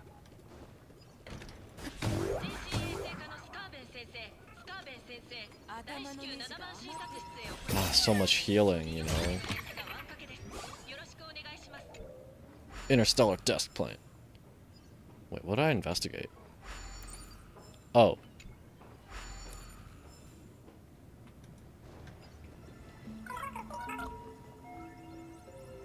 Oh, are these things gonna scatter? Yeah. Oh. They're so cute. Zhongshan? You're finally back, Akavili. I reviewed your clinical records. Your Stellaron symptoms are stable. Continued observation will suffice. Who are you? I'm your presiding physician. Good news for you, you don't need to rush into treatment just yet, though I can't say the same for Miss Sparkle over there. Patient number 2, Miss Sparkle, please come in. Hello there, Miss Sparkle. You're one of the few who didn't mistake me for the imposter, Doctor. But just a reminder, yours truly isn't sick. I'm perfectly healthy. Everyone who comes here says they're perfectly healthy. I've seen so many patients and you're among the most severe. I could already make an initial diagnosis at first glance. Your ailment is loss of self. If someone can transform into 10,000 characters, would she still remember her original self? Good question, but if someone could become 10,000 characters, does the original even matter anymore? By the way, Doc, are you familiar with any treatment protocols for mimetic viruses? Mimetic viruses, I've heard about it. The city sent over a few cases. The patients had one thing in common. They were all heavy internet users. The medical records are in the room. You can take a look if you want.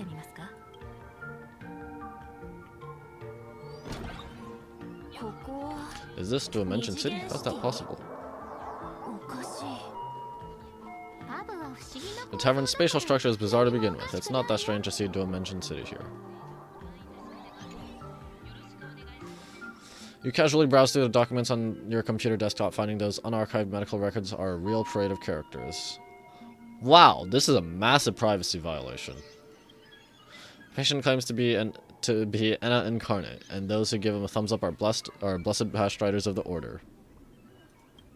The next record is even more absurd. The patient claims that he is Enna, and that the person who claims to be Enna is actually Yaosha, who has gone mad. The next page, the patient searches everywhere for the space bar, believing that their system lacks a jump function. Next page. I'm not going to read this out loud. Celestial subspecies? What kind of classification is that? Interesting.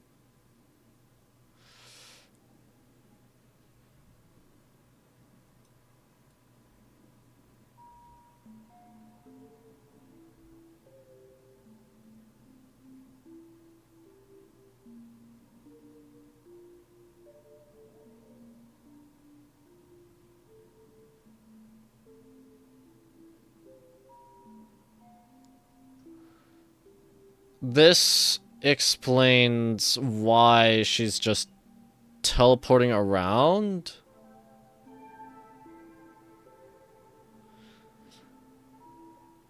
But That doesn't seem to explain why she seems to do it when she wants. Also, she has an infinite lifespan without risk of Mara Struck. Okay, what the? Does that have anything to do with the celestial subspecies here?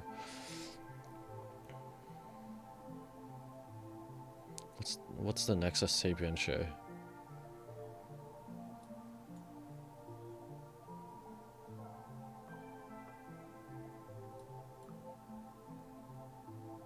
Carry sugar bells. Okay. No, like, are these General Yagong's medical records? You instinctively look away. Some things are better left unknown. Ding dong. Ding bong. Medical records are on the bookshelf. First file on the left.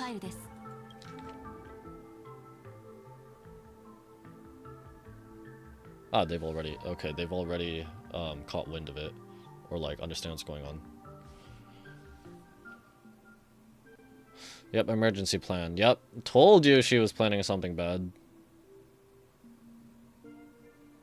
Well, that officer.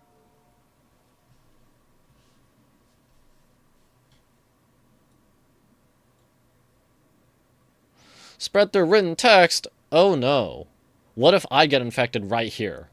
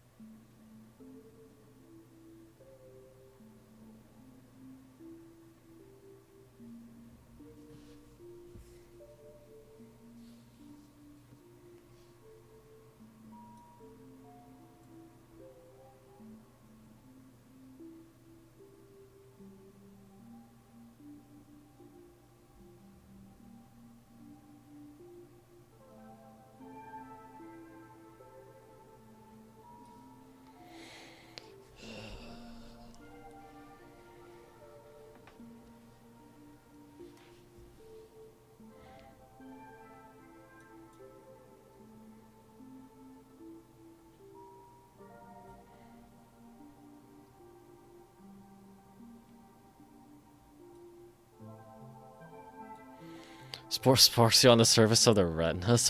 What? What? Okay, Age.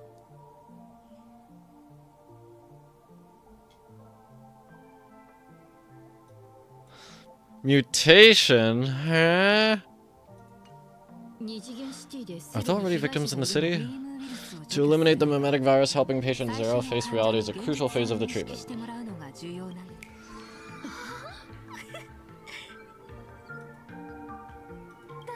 What's happening? Oh no, is she part of this too? You've never been to Fatal Joke before? It's not surprising, I don't spend much time at the tavern, and to reiterate, I'm perfectly healthy. I love patients who deny their illnesses and personally shatter their self-confidence. I'll personally shatter their self-confidence. Miss Sparkle, I'm going to write up a detailed diagnosis report for you. In the meantime, why don't you chat with your fellow patients who share your affliction?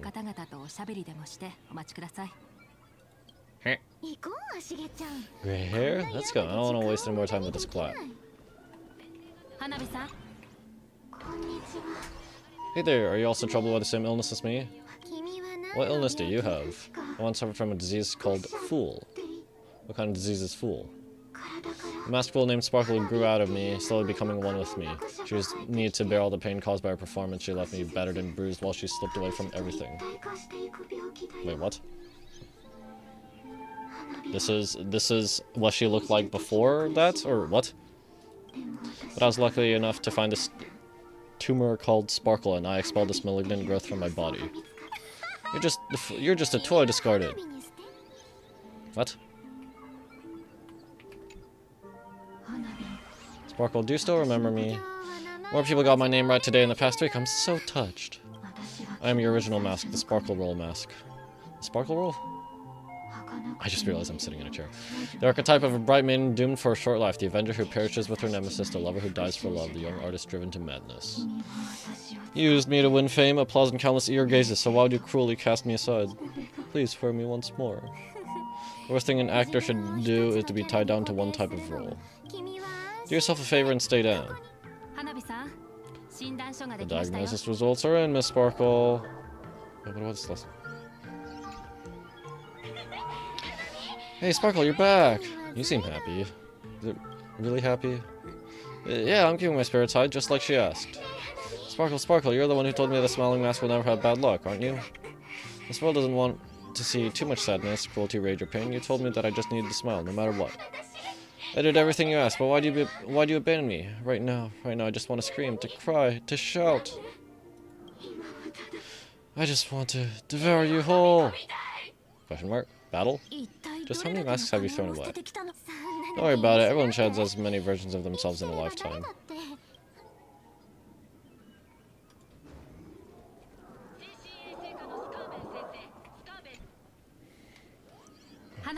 Miss Sparkle, I have your results. Your main components are madness, humor, and a theatrical personality. Unfortunately, the proportions are badly imbalanced. You're beyond saving. But the silver lining is, your mask has fallen off. She's free at last. And that's where everyone's misfortune began. None of the masks I've cast off ever had such strong opinions or such a temper. She's not just your virtual persona. Is Sparksy also one of your fool's masks? She no longer needs to be corroded by her cancer of rationality. Now she can do anything you want to do but didn't dare to do. As if there's anything Miss Sparkle wouldn't dare to do. For example, you don't dare wear any one mask for too long. Oh, caught. Like butterfly shedding old skin, you keep discarding every mask just so you won't be defined or bound by them. You're afraid to stop, to be stuck in some stereotype. You're afraid that one day you won't be elating enough. That's why you drew Miss Sparksy and became her online. As a dazzling mask, everyone confides in her, everyone wants to be her, everyone feeds her their clever ideas. You thought this would inject new life into your elation. But sadly, once the mask is on, you become its accessory. People care only about the image the mask paints. No one cares about the you underneath.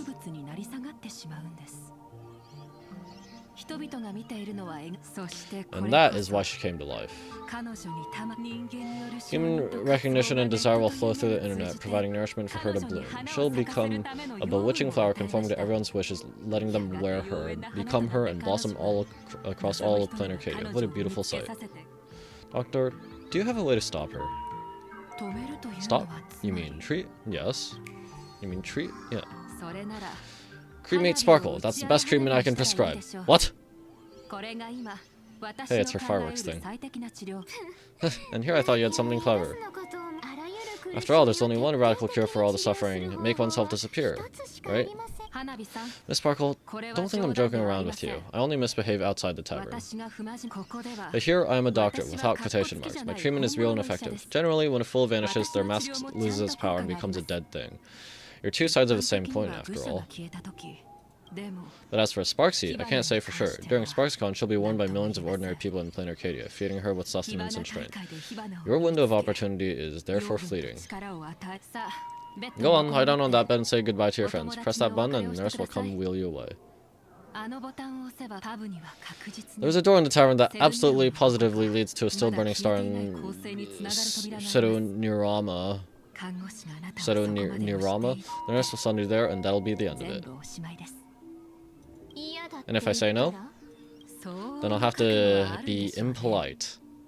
What do you mean? I thought you said doctors. I thought doctors are supposed to do no harm. Can't force someone to accept the treatment. I don't know. Heh. She's tied down? Miss Sparkle, Echo, the choice is yours. As for me, by the laughter above, I've got to catch the next ship out of this dump. Huh? Hey, what's going on? Wow!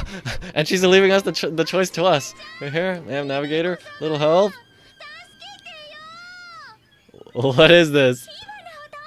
You need me, I can help you defeat Sparksy. Hey, what's going on? Oh.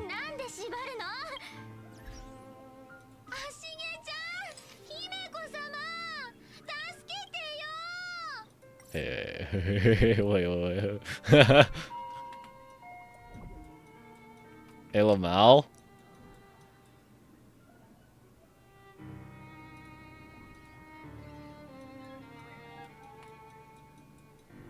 can't.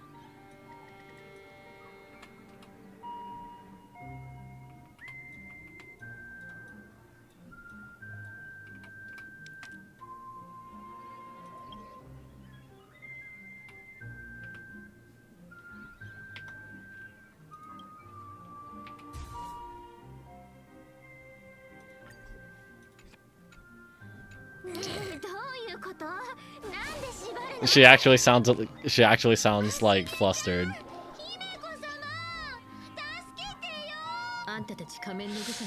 The mask of the masked fool represents what you wish to become. You use it to focus your power, but the mask will gradually bind you as well.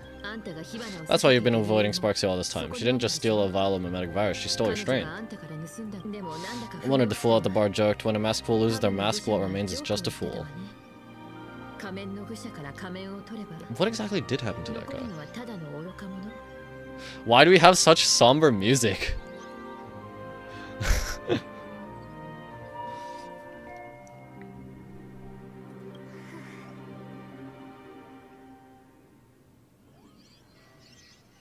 Also, that ending of that music. Yes, every fool has at least one such mask. Not mere decoration, but a part of our destiny, crafted by our own hands.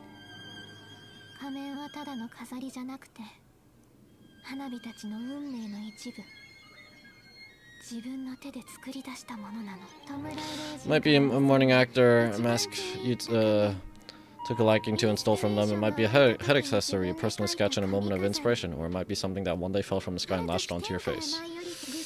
To become a fool, one must experience at least one such instance of destiny, the moment of unmasking one's face. Through the mask's eye holes, we gain a different perspective, finally seeing how the universe is simply turning with endless jokes and the absurd nature of our existence as living beings. The mask is what we want to be, and now this imposter is more me than I am. Do it! Press the button, call the nurse, and create Miss Sparksy. Miss Sparkle. At least then the imposter will lose her power for a little while. You should be able to take her down easily, right? You're not actually going to press it, right?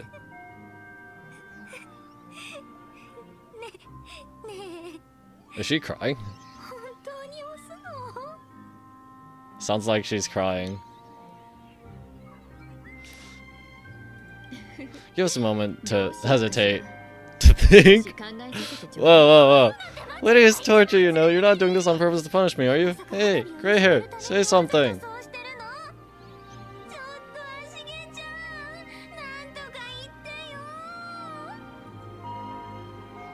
Frantically mashing button. I'm boring, I'm sorry. Don't press the button. I knew it. Gray hair, you're still the same warm-hearted gray hair I know. Let me tell you something. While no one was looking, I already popped the battery out of the button. This was a test and you passed. Since the fool made her choice, she must have a plan to reclaim the mask, right? If you dare say no, I'll press this button and let the orbital cannon cremate you for real. Your sticky little fingers aren't fast enough to steal this battery, are they? Hey, Lamau. There's a way! There's always a way! Miss Sparkle will definitely take responsibility and work together with everyone to stop Sparksicon.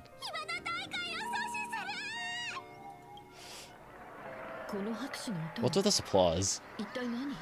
Yeah, we got a spotlight, we got a field of grass. We're all in a play.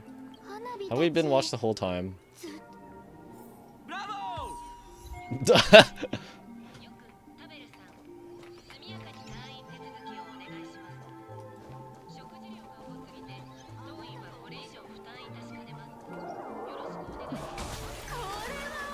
Oh no.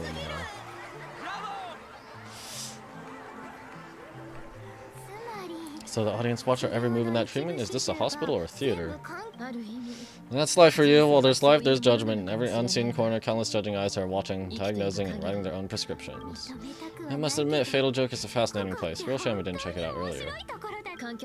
Ignore the spectators, they're just here for laughs. They won't help, and they couldn't if they tried. You said you had a way to stop Sparksy. Let's hear it. What's the plan? I've got a few anti-sparkle weapons in my collection. What's that? What's that? Why do you go against yourself? Anti-Sparkle? Anti-Sparksy? Frick. I've always had this premonition that one day Miss Sparkle would become an unstoppable terror in this universe. Someone has to find a way to stop me before that day comes. On a trip, I met a girl who shared my taste. She had quite a knack to be a fool. In our battle of wits, she nearly turned me into sparkle paste using the local tumbleweed specialty. She also had a massive mech with beam cannons up the wazoo, ready to blast away anytime. Wait! Is this talking about Vita? From the Honkai Impact collab? That has to be it, right? I don't really know anything about... I barely know anything about Honkai Impact, but I did watch that trailer. She did have a mech. And there's that scene where she's like just walking over menacingly and she just gets slammed by a giant gear. Yeah, this has to be Vita, right? Vita was also on...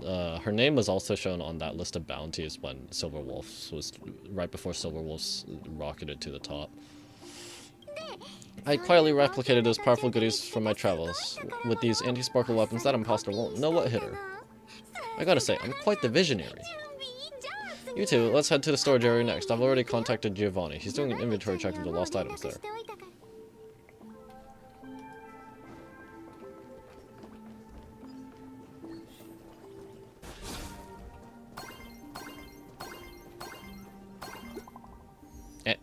For Blitzer? Prince. Beep boop, frontline reporter, bring fresh intel. Oh no. Someone's turned into Sparksy. This is bad news. Something weird is happening to students in school. The Furbo thinks I'm getting infected too. I can't breathe.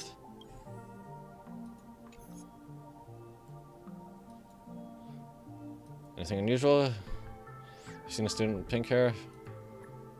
March. Human students have way too many hair colors. I can't tell which one you're looking for, but the Furbo will keep trying. Something's not right. They're taking down the wave mural from the school. People detecting movement heading toward this Furbo's position. Get out of there. Do you remember my contributions to the club president? Talk later. Your sacrifices shall not be in vain. 07. Intel from the school? Undercover journalist did not find the hostages. Discovered something unusual. They're all turning. The Furbo journalists couldn't find March or Mr. Yang, but they did find Sparksy taking down the wave mural in the school courtyard. Oh, that's noteworthy. Looks like Sparksy is busy making preparations too, but why do all this? Never mind her for now. Let's check out the full storage area.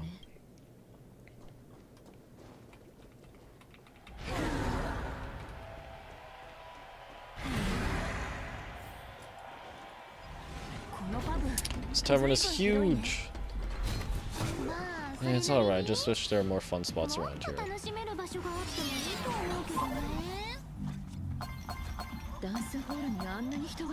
Wait, are there that many people under the dance floor?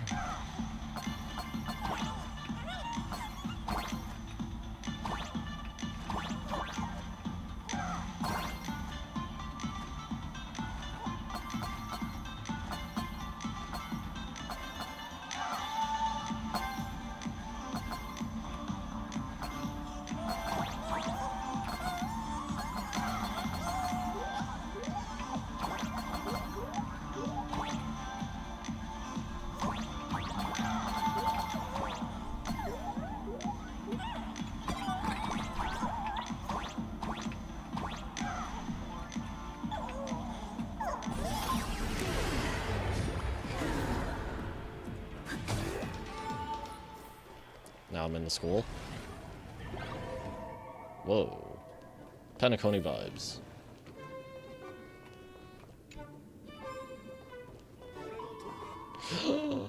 Prima. Stellar Jades! Yo, Gio, what are you doing up there?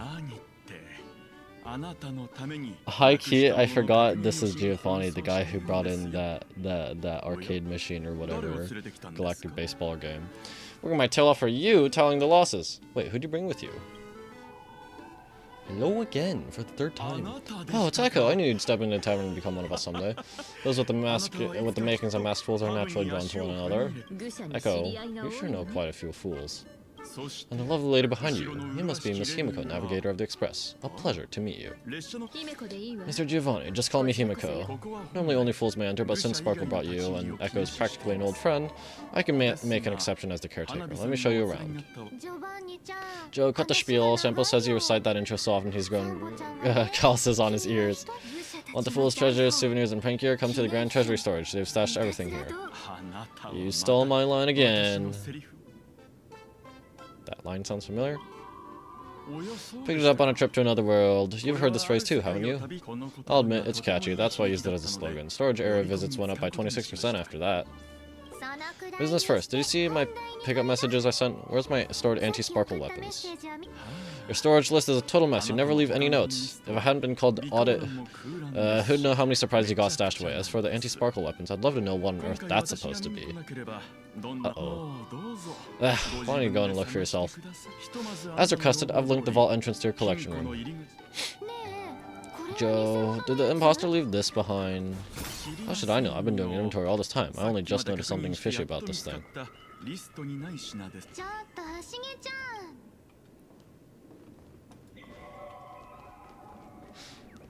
I think it's pretty cool how they do this sort of shading. Like, oh, that's one massive stellar jade. Let's go on and take a look. Yeah, I think it's pretty cool that they do the sort of texture or whatever. Especially having two in the same thing. Two different shading styles like that. Pretty cool. Oh, we actually get a 3D render of it too. Stellar Jade. There are many theories about where these gems came from. Some say they're light that cooled and crystallized after the primordial universe took place. Others claim they're the crystallized essence of ancient leviathans, formed over billions of years. Without a doubt, its mesmerizing beauty could be traded for everything in this universe. Material pleasures, light cones of the garden, ancient relics, and the devotion of others. There's such a huge one right in front of you, big enough to drive everyone crazy. Oh, that's right, you want it, you really want it. You're about to go into frenzy. And my precious... Echo, wake up! My precious... This rock is dangerous. Dangerous? I'll smash it with one swing. That's two. You gotta smash every last one of them, bring them all back. That's three. That's four. That's five. 60 Oh! Where's my water?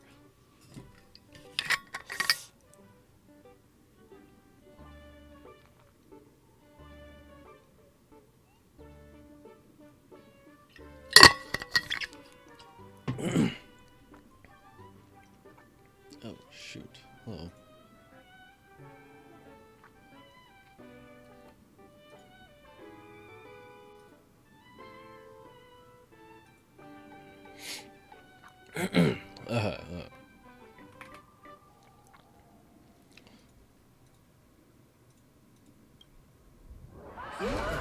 Enjoy the surprise gift? Stellar Jade is the perfect way for catching the nameless. How generous of you. First time I've seen a thief steal something and leave something even more valuable in the vault. Isn't this exactly the type of fan thief flair we masked fools adore? Remove a carefully curated piece and leave a gift in place to soothe the owner. Jumbo-sized Stellar Jade is surely worth a jar of mimetic virus and a few anti-sparkle weapons, wouldn't you say? Okay, I know this enemy was like, I think it's in the rotation, but I don't understand how this thing works. It's like you hit it with different elements, and then it gets stronger. Like you need to hit it, but then when you do hit it, it gets stronger enough to the point of basically one-shotting you or something. Am I missing something here? I didn't actually read the abilities thoroughly. I did read them when I was wondering how I got one-shotted. I'll have to look at it again. And you stole my other prized pieces too? That worthless junk, considered a complimentary vault clean. Before SparksCon begins, I'd like a little warm-up entertainment. Old model and the nameless, you should be able to break out of this room, right? Don't disappoint me now. We're done for, game over!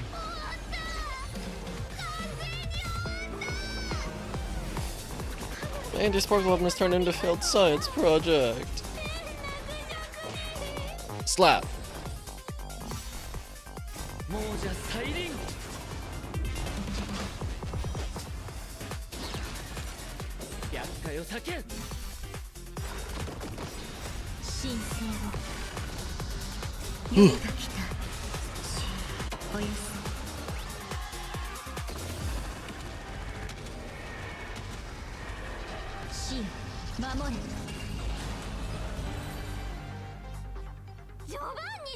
Joe, the security here is an absolute mess. You're in no position to talk. Even the drinksmith here is a 10. Count yourself lucky I'm kind enough to help tally your storage. She didn't just steal my power and my collection, she completely destroyed Miss Sparkle's reputation. This is the worst day ever. Correction, Miss Sparkle's worst day so far. Want to make fun of me? Go ahead. Don't get me wrong, I also don't think gear, tumbleweeds, and giant mechs would work on someone spreading mimetic viruses. Oh, that's what it was. Gear, tumbleweed. That's what I was talking about in that trailer. That when Vita was menacingly walking and she just gets hit by a giant gear out of the blue. I thought of it just now that might suppress the mimetic contagion at the Graphia Academy. As expected of Himiko, you have a backup plan? You can fight fire with fire, but a mimetic virus can be scared away with water. Question mark? What do you mean? Our informant at the school reports Sparksy is removing the central mural there. The imaginated mural Worldbreaker Waves is said to be a work left behind by Graphia herself. Legend says the wave comes from the Dubbrook river water she used to wash off her painting mistakes. The artists say it is blessed, that is why they kept it in school. I couldn't understand why Sparksy went to such lengths to tear it down. Now I do. Painting mistakes are redundant information that stain a painting. A mimetic virus is redundant information that stains the mind. If someone knew how to harness this Dubbrook wave to wash over the school, they could cleanse the infection she spread. That's why Sparksy wanted to hide the mural. Maybe we can ask Danhong to use Cloud Hymn? The waves on the painting aren't physical water, only those versed in the art of Imaginesis can control them. As a Graphia Academy alumna, I know a bit of traditional painting. Right now, our most directly effective plan is to break into the school, regain control of the mural, and use it to suppress Sparksy's movements. Let's go, I'll make this imposter pay 100-fold. Looks like our paths must part in haste. I wish you all fair winds on your journey ahead. Oh, if any of you feel uncertain about what's next, here's a small suggestion. Take a detour inside the Blistar Light Orb. We don't have time to waste them. What is that place? For us, masked fools, that light orb holds the same significance as the Phantom Moon hanging above. Deep within the orb, everyone can find the divine revelations of the elation.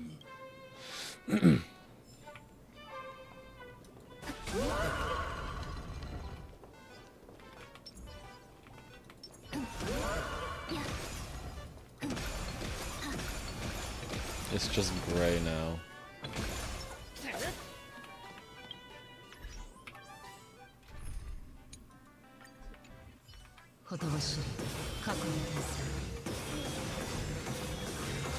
Akron Nova Flare when? It's already all grayscale anyway. This doesn't look like where we came in. Don't worry, I had old Joe open a shortcut.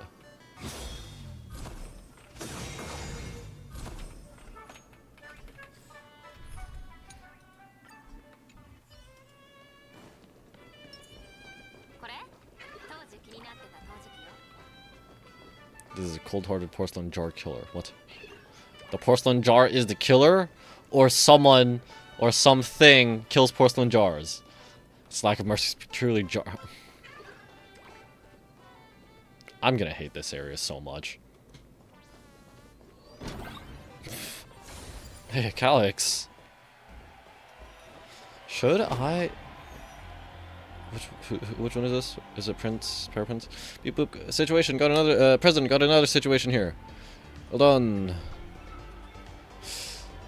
After that mean lady ordered students to take down the wave mural, this Furbo has been keeping close watch. Beep boop. Found it. Where they're keeping it. It's just one of them. I'll keep at it and find the rest. Holy Furboli! That lady seems to have spotted me. My fate is sealed. All for the president!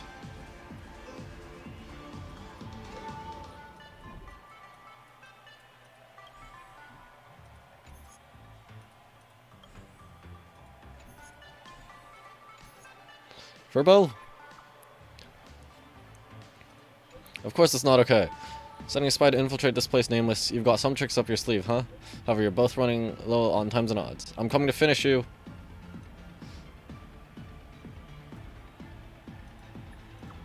Don't get cocky. Pick up the pace. Don't keep me waiting in suspense. Your sacrifice shall not be in vain. 07. Dang it. They found something else at the school. Undercover journalist got caught. We need to pick up the pace.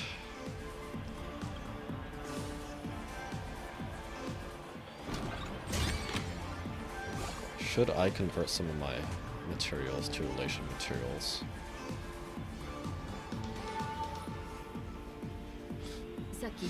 Giovanni said we could find the divine revelations of the elation inside the light orb. Don't tell me this orb is another tavern room. Bingo! Your intuition spot on. It isn't just a light polluting orb. Think of it as a shrine for fools. Wasn't Aha banned from entering? The youngsters have only revoked the Laughter's right to enter the tavern. They don't reject things associated with them. Inside this light orb is a miracle tied to Aha, a response to any fool who approaches. Is this where I get where I'll get elation MC in the future?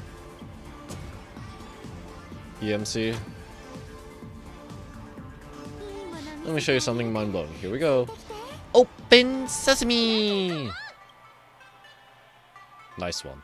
Nice one. Nice one. Nice one. Nice one. Nice one. Nice one. Nice one. I said open sesame! Open sesame! Sesame? Open? Nice one. Nice one. Nice one. Nice one. Nice one. Nice. No way, so in their eyes I don't even count as a masterful anymore? What a wonderful surprise. The imposter stole my identity too. Nice one. Nice one. Nice one. Nice one. Nice one. Nice one.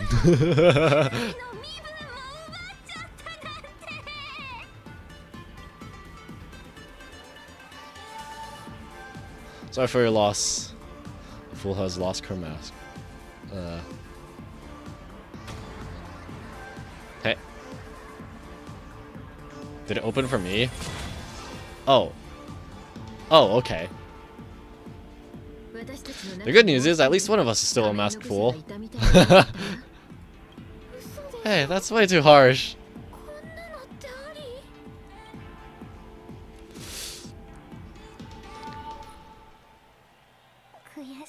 I hate to admit it, but gray hair, it's open for you. The light orb has acknowledged you.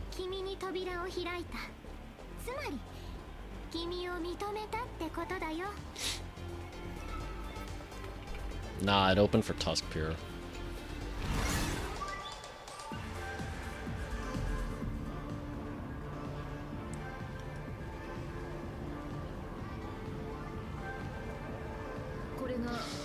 So this is the miracle you mean? The smile? Yes, among the masked fools, a myth is told. When the Master of Elation climbed the highest boughs of the Tree of Existence... Is this talking about the imaginary tree? I don't know. They glimpsed the cold, abhorrent void. The stars turned like machinery, and all meaning yielded to nihility. Nihility mentioned? They gazed further, until they witnessed a newborn fall and cry as if wronged beyond measure. Then they burst out laughing. That crystalline laughter tore through the cold, dead universe, echoing through the realms to this day. Many think the laughter that tore apart the cosmos is just a metaphor, but sadly, it's real. The tavern folk call this thing the echo of primordial laughter. It tore open a spatial rift. They say other tavern branches have this too, in multiple locations. No one knows how many there are or what their existence means. When we shout into it, there's no echo. Toss in trash, and it merely swallows it all. No one knows if this thing will keep widening and swallowing the tavern whole. Either way, it just sits here, right over there. It just sits there, right over there, motionlessly grinning at us forever. So, how do we get this divine revelation that Giovanni mentioned? Just stick your hand in there. It said at a turning point of destiny, a fool need only to reach in to lift and grasp something. The tavern folks call it the Laughter's Gift. No one knows what this thing will bring to those who seek it, fortune or otherwise, but one thing's for sure, your destiny is bound to get much more chaotic. Hey, Grey Hair, want to give it a try? Sure! With trembling unease, you reach into the gaping fissure. Just pretend it's like the mouth of that Amphorian Varix Leo you kept telling yours. I stuck my hand in that? What? Akavili, have mercy. In Akavili's name, please don't hurt me. My hand doesn't taste good. Your hand seems to plunge into a soft, swirling liquid, and a bizarre monkey screech echoes in your ear. Oh no, I'm getting devolved. Thank you, Dr. Primitive. Reminding you of an ominous story about wish-making. Then you sense you touch something. Got it! Angular and blocky, it hurts to hold. The slight stinging sensation, like stepping on a small toy hidden in the carpet. Angular and and it hurts to hold.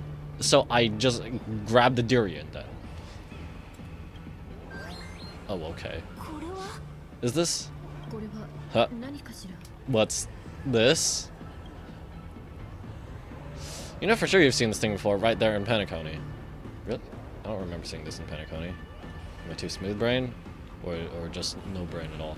The extraordinary experience of fighting alongside the dazzling ninja. Okay, banana, sure, but not a pixelated one. AKA Rappa against the Osaru evil ninja flashed through your mind. The answer, like a banana hanging in the sky, compelled you to reveal its origin. It's a mimetic virus banana. I'm gonna turn everyone into monkeys instead of Sparksies? Okay. The laughter above, they really answered. But what's their deal giving you another mimetic virus? To fight virus with virus to grant temporary immunity. Now I get it.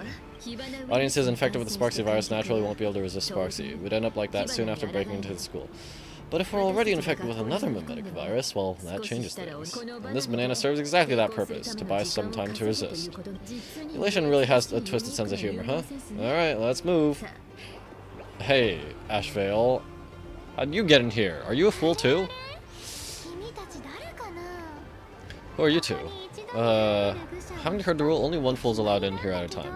Who am I? Who am I? Just a passing detective and his assistant.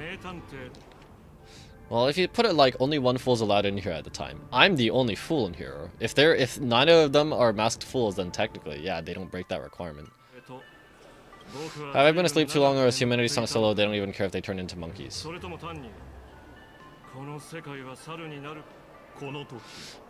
Meanwhile, the ignorant criminals believed they had discovered a treasure that could change their destiny, completely unaware that what they held in their hands could shatter the sanity of the entire world. Hey, Mr. N, cut the narration when it's time to fight. Well, I gotta do something, right? Wait. Like this? Whatever floats your boat. Now listen up, you three. Put that banana down, walk away, and I'll let bygones be bygones.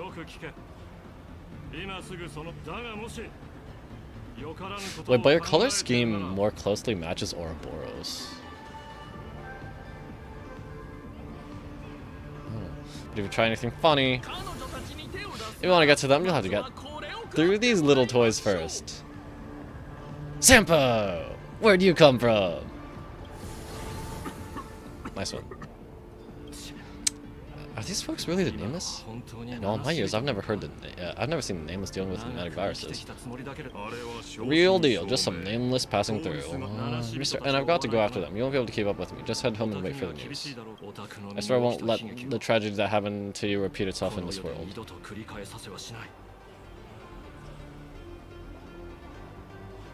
Wait a minute.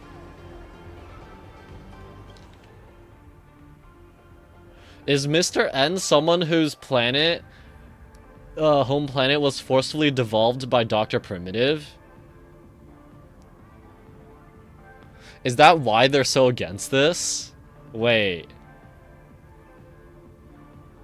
I wasn't exactly expecting to get to the part of, if I'm correct, I wasn't exactly expecting to get to more Dr. Primitive stuff so soon.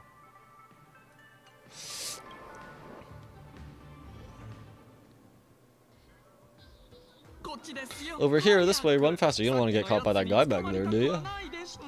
Yo, sister, how many troublemakers did you manage to take off when you landed? So who was that just now? When push comes to shove, Sampa's the one we can count on. Good old Sampo came through a top-notch service, saving your lives in the nick of time. Thank you, Mr. Sampo. Now that they're all set, it's time to head to Graphia Academy and for the rescue mission. Mr. Sampo, do you know which door in the tavern can get us back to this city the quickest? You don't even need to ask when it comes to knowing all the secret passages and shortcuts in this tavern. You won't find anyone who can match old Sampo. And lead the way. Meanwhile, someone in Dormanson City. Oh, he's gonna start broadcasting the mimetic virus. That's not good. Hey, why? Hey, yo, why is old Gopher here?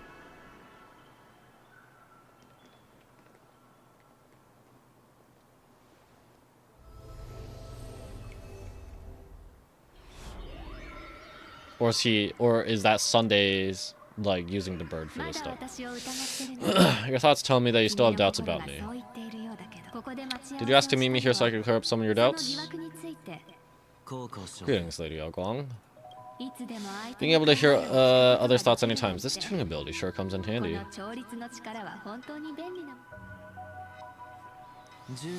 Compared to this year's strategist abilities, the come and go as she pleases, this is nothing but a parlor trick.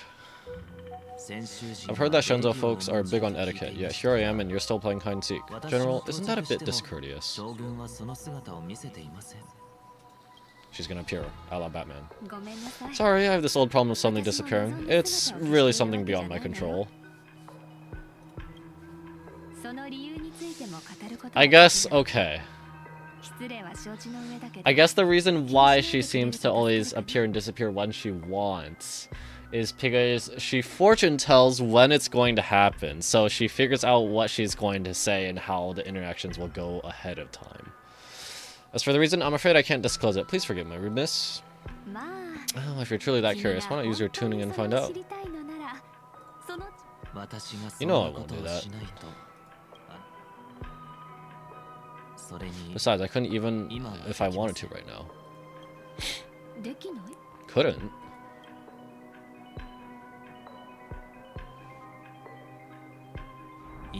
At this moment, the crowd's thoughts are crashing over me like a tidal wave. Just too much noise? I kind of expected a different reason. Can't block out all this mental noise. Just keeping my own thoughts from getting tangled up in everyone else's is hard enough. I see, so that's why when you're speaking with Miss Himiko earlier, I accidentally intruded on your private conversation. My tuning is spiraling out of control. This mask is distorting my abilities. I see it differently. The loss of control is temporary. The mask is amplifying your power. How is this possible? This tuning power is bestowed by the Harmony. How could the elation meddle with their authority? Perhaps the elation simply poured more fuel into this divine authority. In my humble opinion, the mask binds the supplicant to all things of Planet Arcadia, drawing strength from those who share the same path here for your use. So, it's because a bunch of people here follow the Harmony, or what? That's why you're hearing others' thoughts surge toward you like a tide. Your tuning is steadily expanding and you become the center of this melody.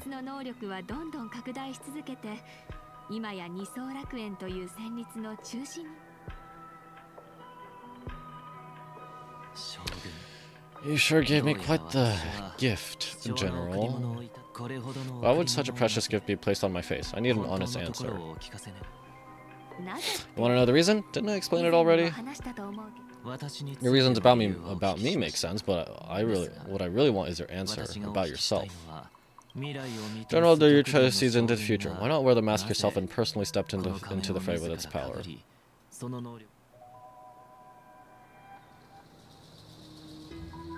Walk with me.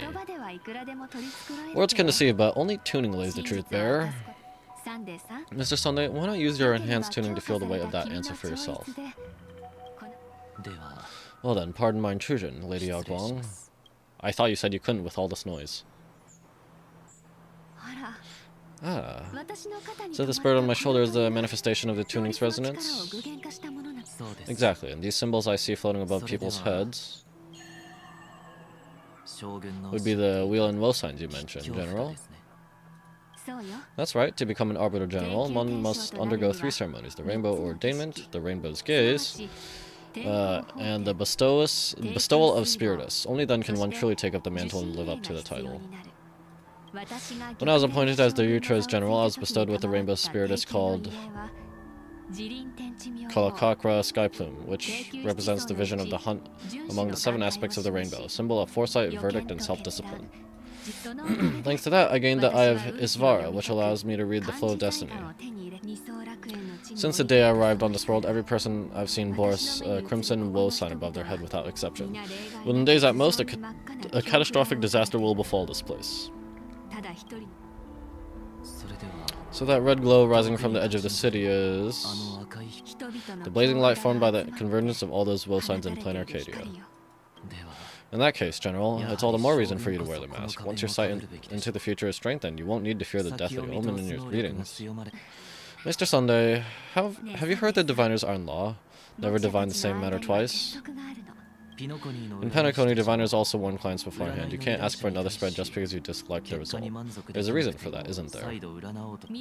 Divining the future is, in essence, a form of observation and calculation. It's an interference with the future. Each reading drives the murky future toward a definite outcome, a collapsed quantum state, even if that outcome isn't to one's liking. To be honest, when I set out for Plain Arcadia, I had fully intended to personally participate in the Phantasmoon games. But the moment I laid hands on the mask, I understood the consequences of wearing it. Once this miraculous item is dawned, the Eye of Isvar would transcend mere sight and permeate throughout this realm. The Kalakakra sky plume would predict the future of all beings at tens of billions of instances per second. You're saying that simply by your observation, the future would become fixed? Indeed, just like how the Wisdom Walker expounded the way of destiny, anchoring the fated moments. If I wore the mask, I would become the new Plain Arcadia, and I would personally anchor a destiny that drives us all into bottomless darkness. We will become locked in a dead end with not a shred of hope for salvation. Close one, I passed the trial. There's still a sliver of hope in this round. Now that makes me even more curious. Pardon my bluntness, but the fate of billions of Plain Arcadia never had much to do with you, General. Your encounter with the Express and the IPC was merely a chance meeting. You were a messenger of the Shenso. Ever since you foresaw the omen that an Arbiter General will fall here, you could have boarded your ship and left at any time. Why choose to stay and help us? To help this world break free of its death trap? Because I am guided by great compassion. Every life is precious beyond measure. Such diplomatic pleasantries won't fool the former Master Penacony like yourself, would they? Then how about this reason? The Astral Express has distinguished itself time again against the destruction, and bears an irreplaceable duty for the future. I can't just sit idly and watch you face annihilation. Give me a break, I really am terrible with all this diplomatic talk. Mr. Sunday, what makes you think that everything I've done is just to save Plain Arcadia? What? Wheel is where woe lurks. Wheel is where woe is where wheel leans. The good fortune of some often births the ill fate of others, and a dead end for someone may hide an opportunity for another.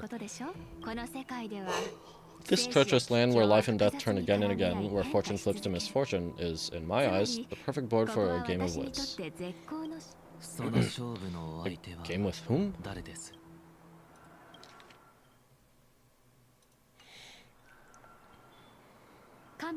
With the gods. Mr. Sunday, have you heard of the Battle of the Fenghu 30 years ago? I've heard rumors of that war, but not the details. General, are you suggesting Plain Arcadia is now facing dangers just as perilous as the Shenzhou Fenghu was back then? You got that right.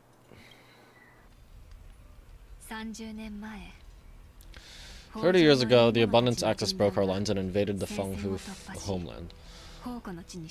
The abominations awakened a living demonic star, intending to sink the Shenzhou Fenghu.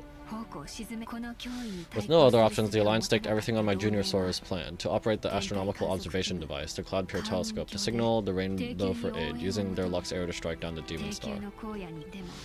Whoever operated the Cloud Pure Telescope would not return. It was to be a one-way trip. I'm assuming this was what she divined in that trailer when she was talking with Fushan, and the other generals are saying, or talking about it, how this was the one case she could not avert. So your junior Sora.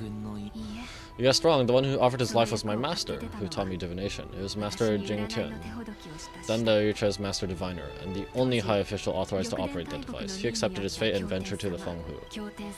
Going with him into certain death were Yueyu, the previous Yaoqing general who guarded the Cloud Period telescope, and the Verdant Knights under her command.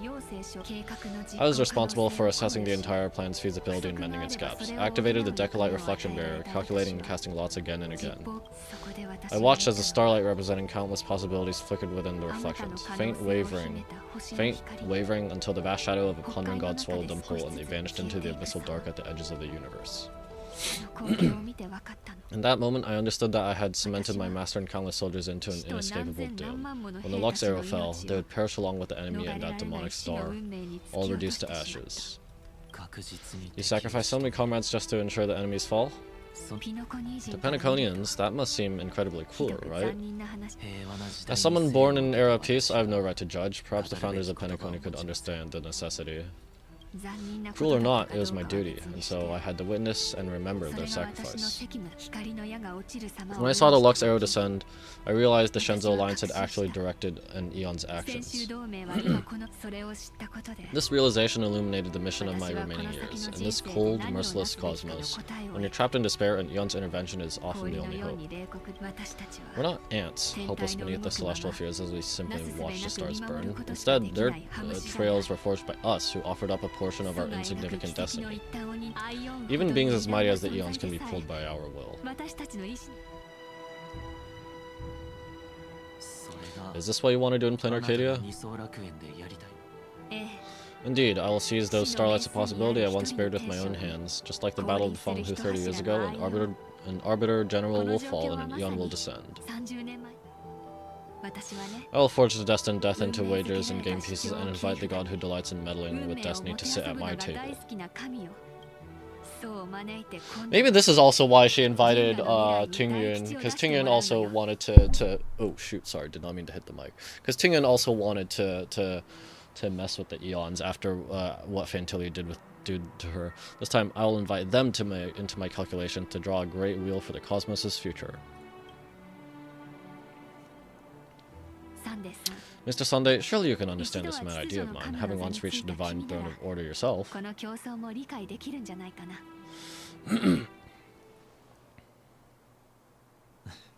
Our common ground goes far beyond mad ideas.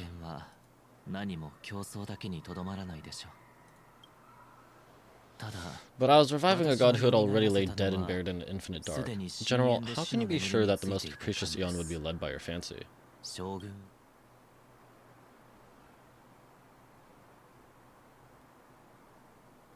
Have you heard this myth about the elation? They say Aha once climbed to the highest bough of the tree of existence. Gazing out, they saw stars turning coldly like machines, and the meaning of everything yielded to Niobe. Only the cry of newborn made them burst into laughter. Oh my goodness, I already forgot who said this just like 10 minutes ago. Mr. Sunday, answer me. Why did Aha laugh?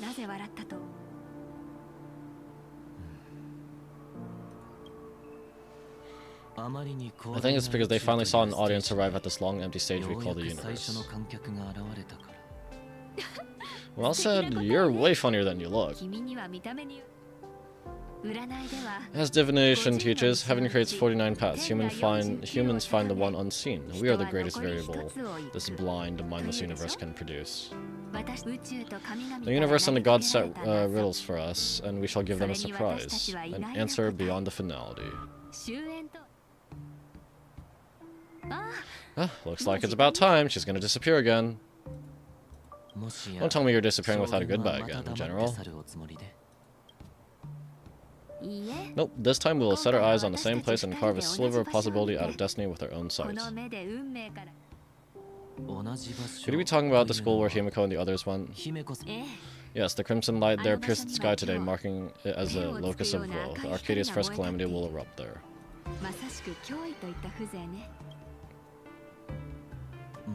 I should have asked you to give them a few secret strategies before they left. Forget it, the stuff in those patches is all harmless banter anyway. We should let them off the hook.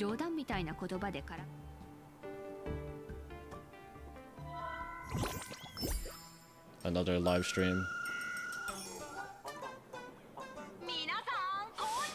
Hello everyone, back to Full Wish TV special news segment, Arcadia Morning Report. I'm your host, Poofy. Hi everyone, I'm your host, Snowy. It's been 3 hours since our first supplicant, Miss Sparksy, announced her entry into the Fantasy Moon Games. The performance she announced to all her fans, SparksyCon, is about to begin!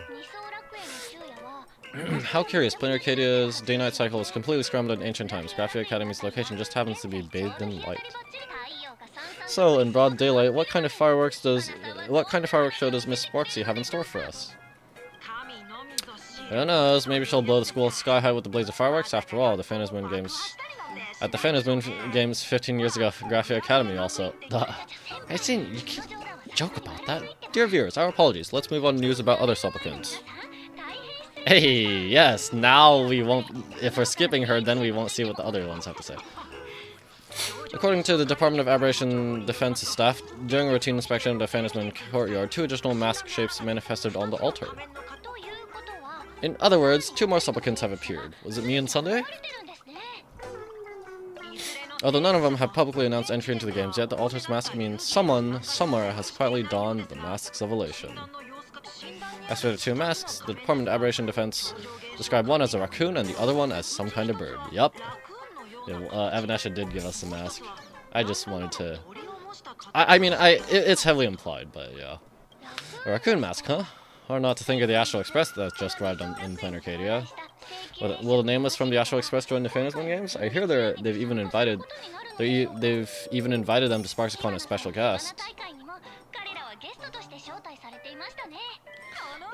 Will it be a miraculous show formed out of the collaboration between supplicants, or a head-to-head showcase between 2 famed contenders?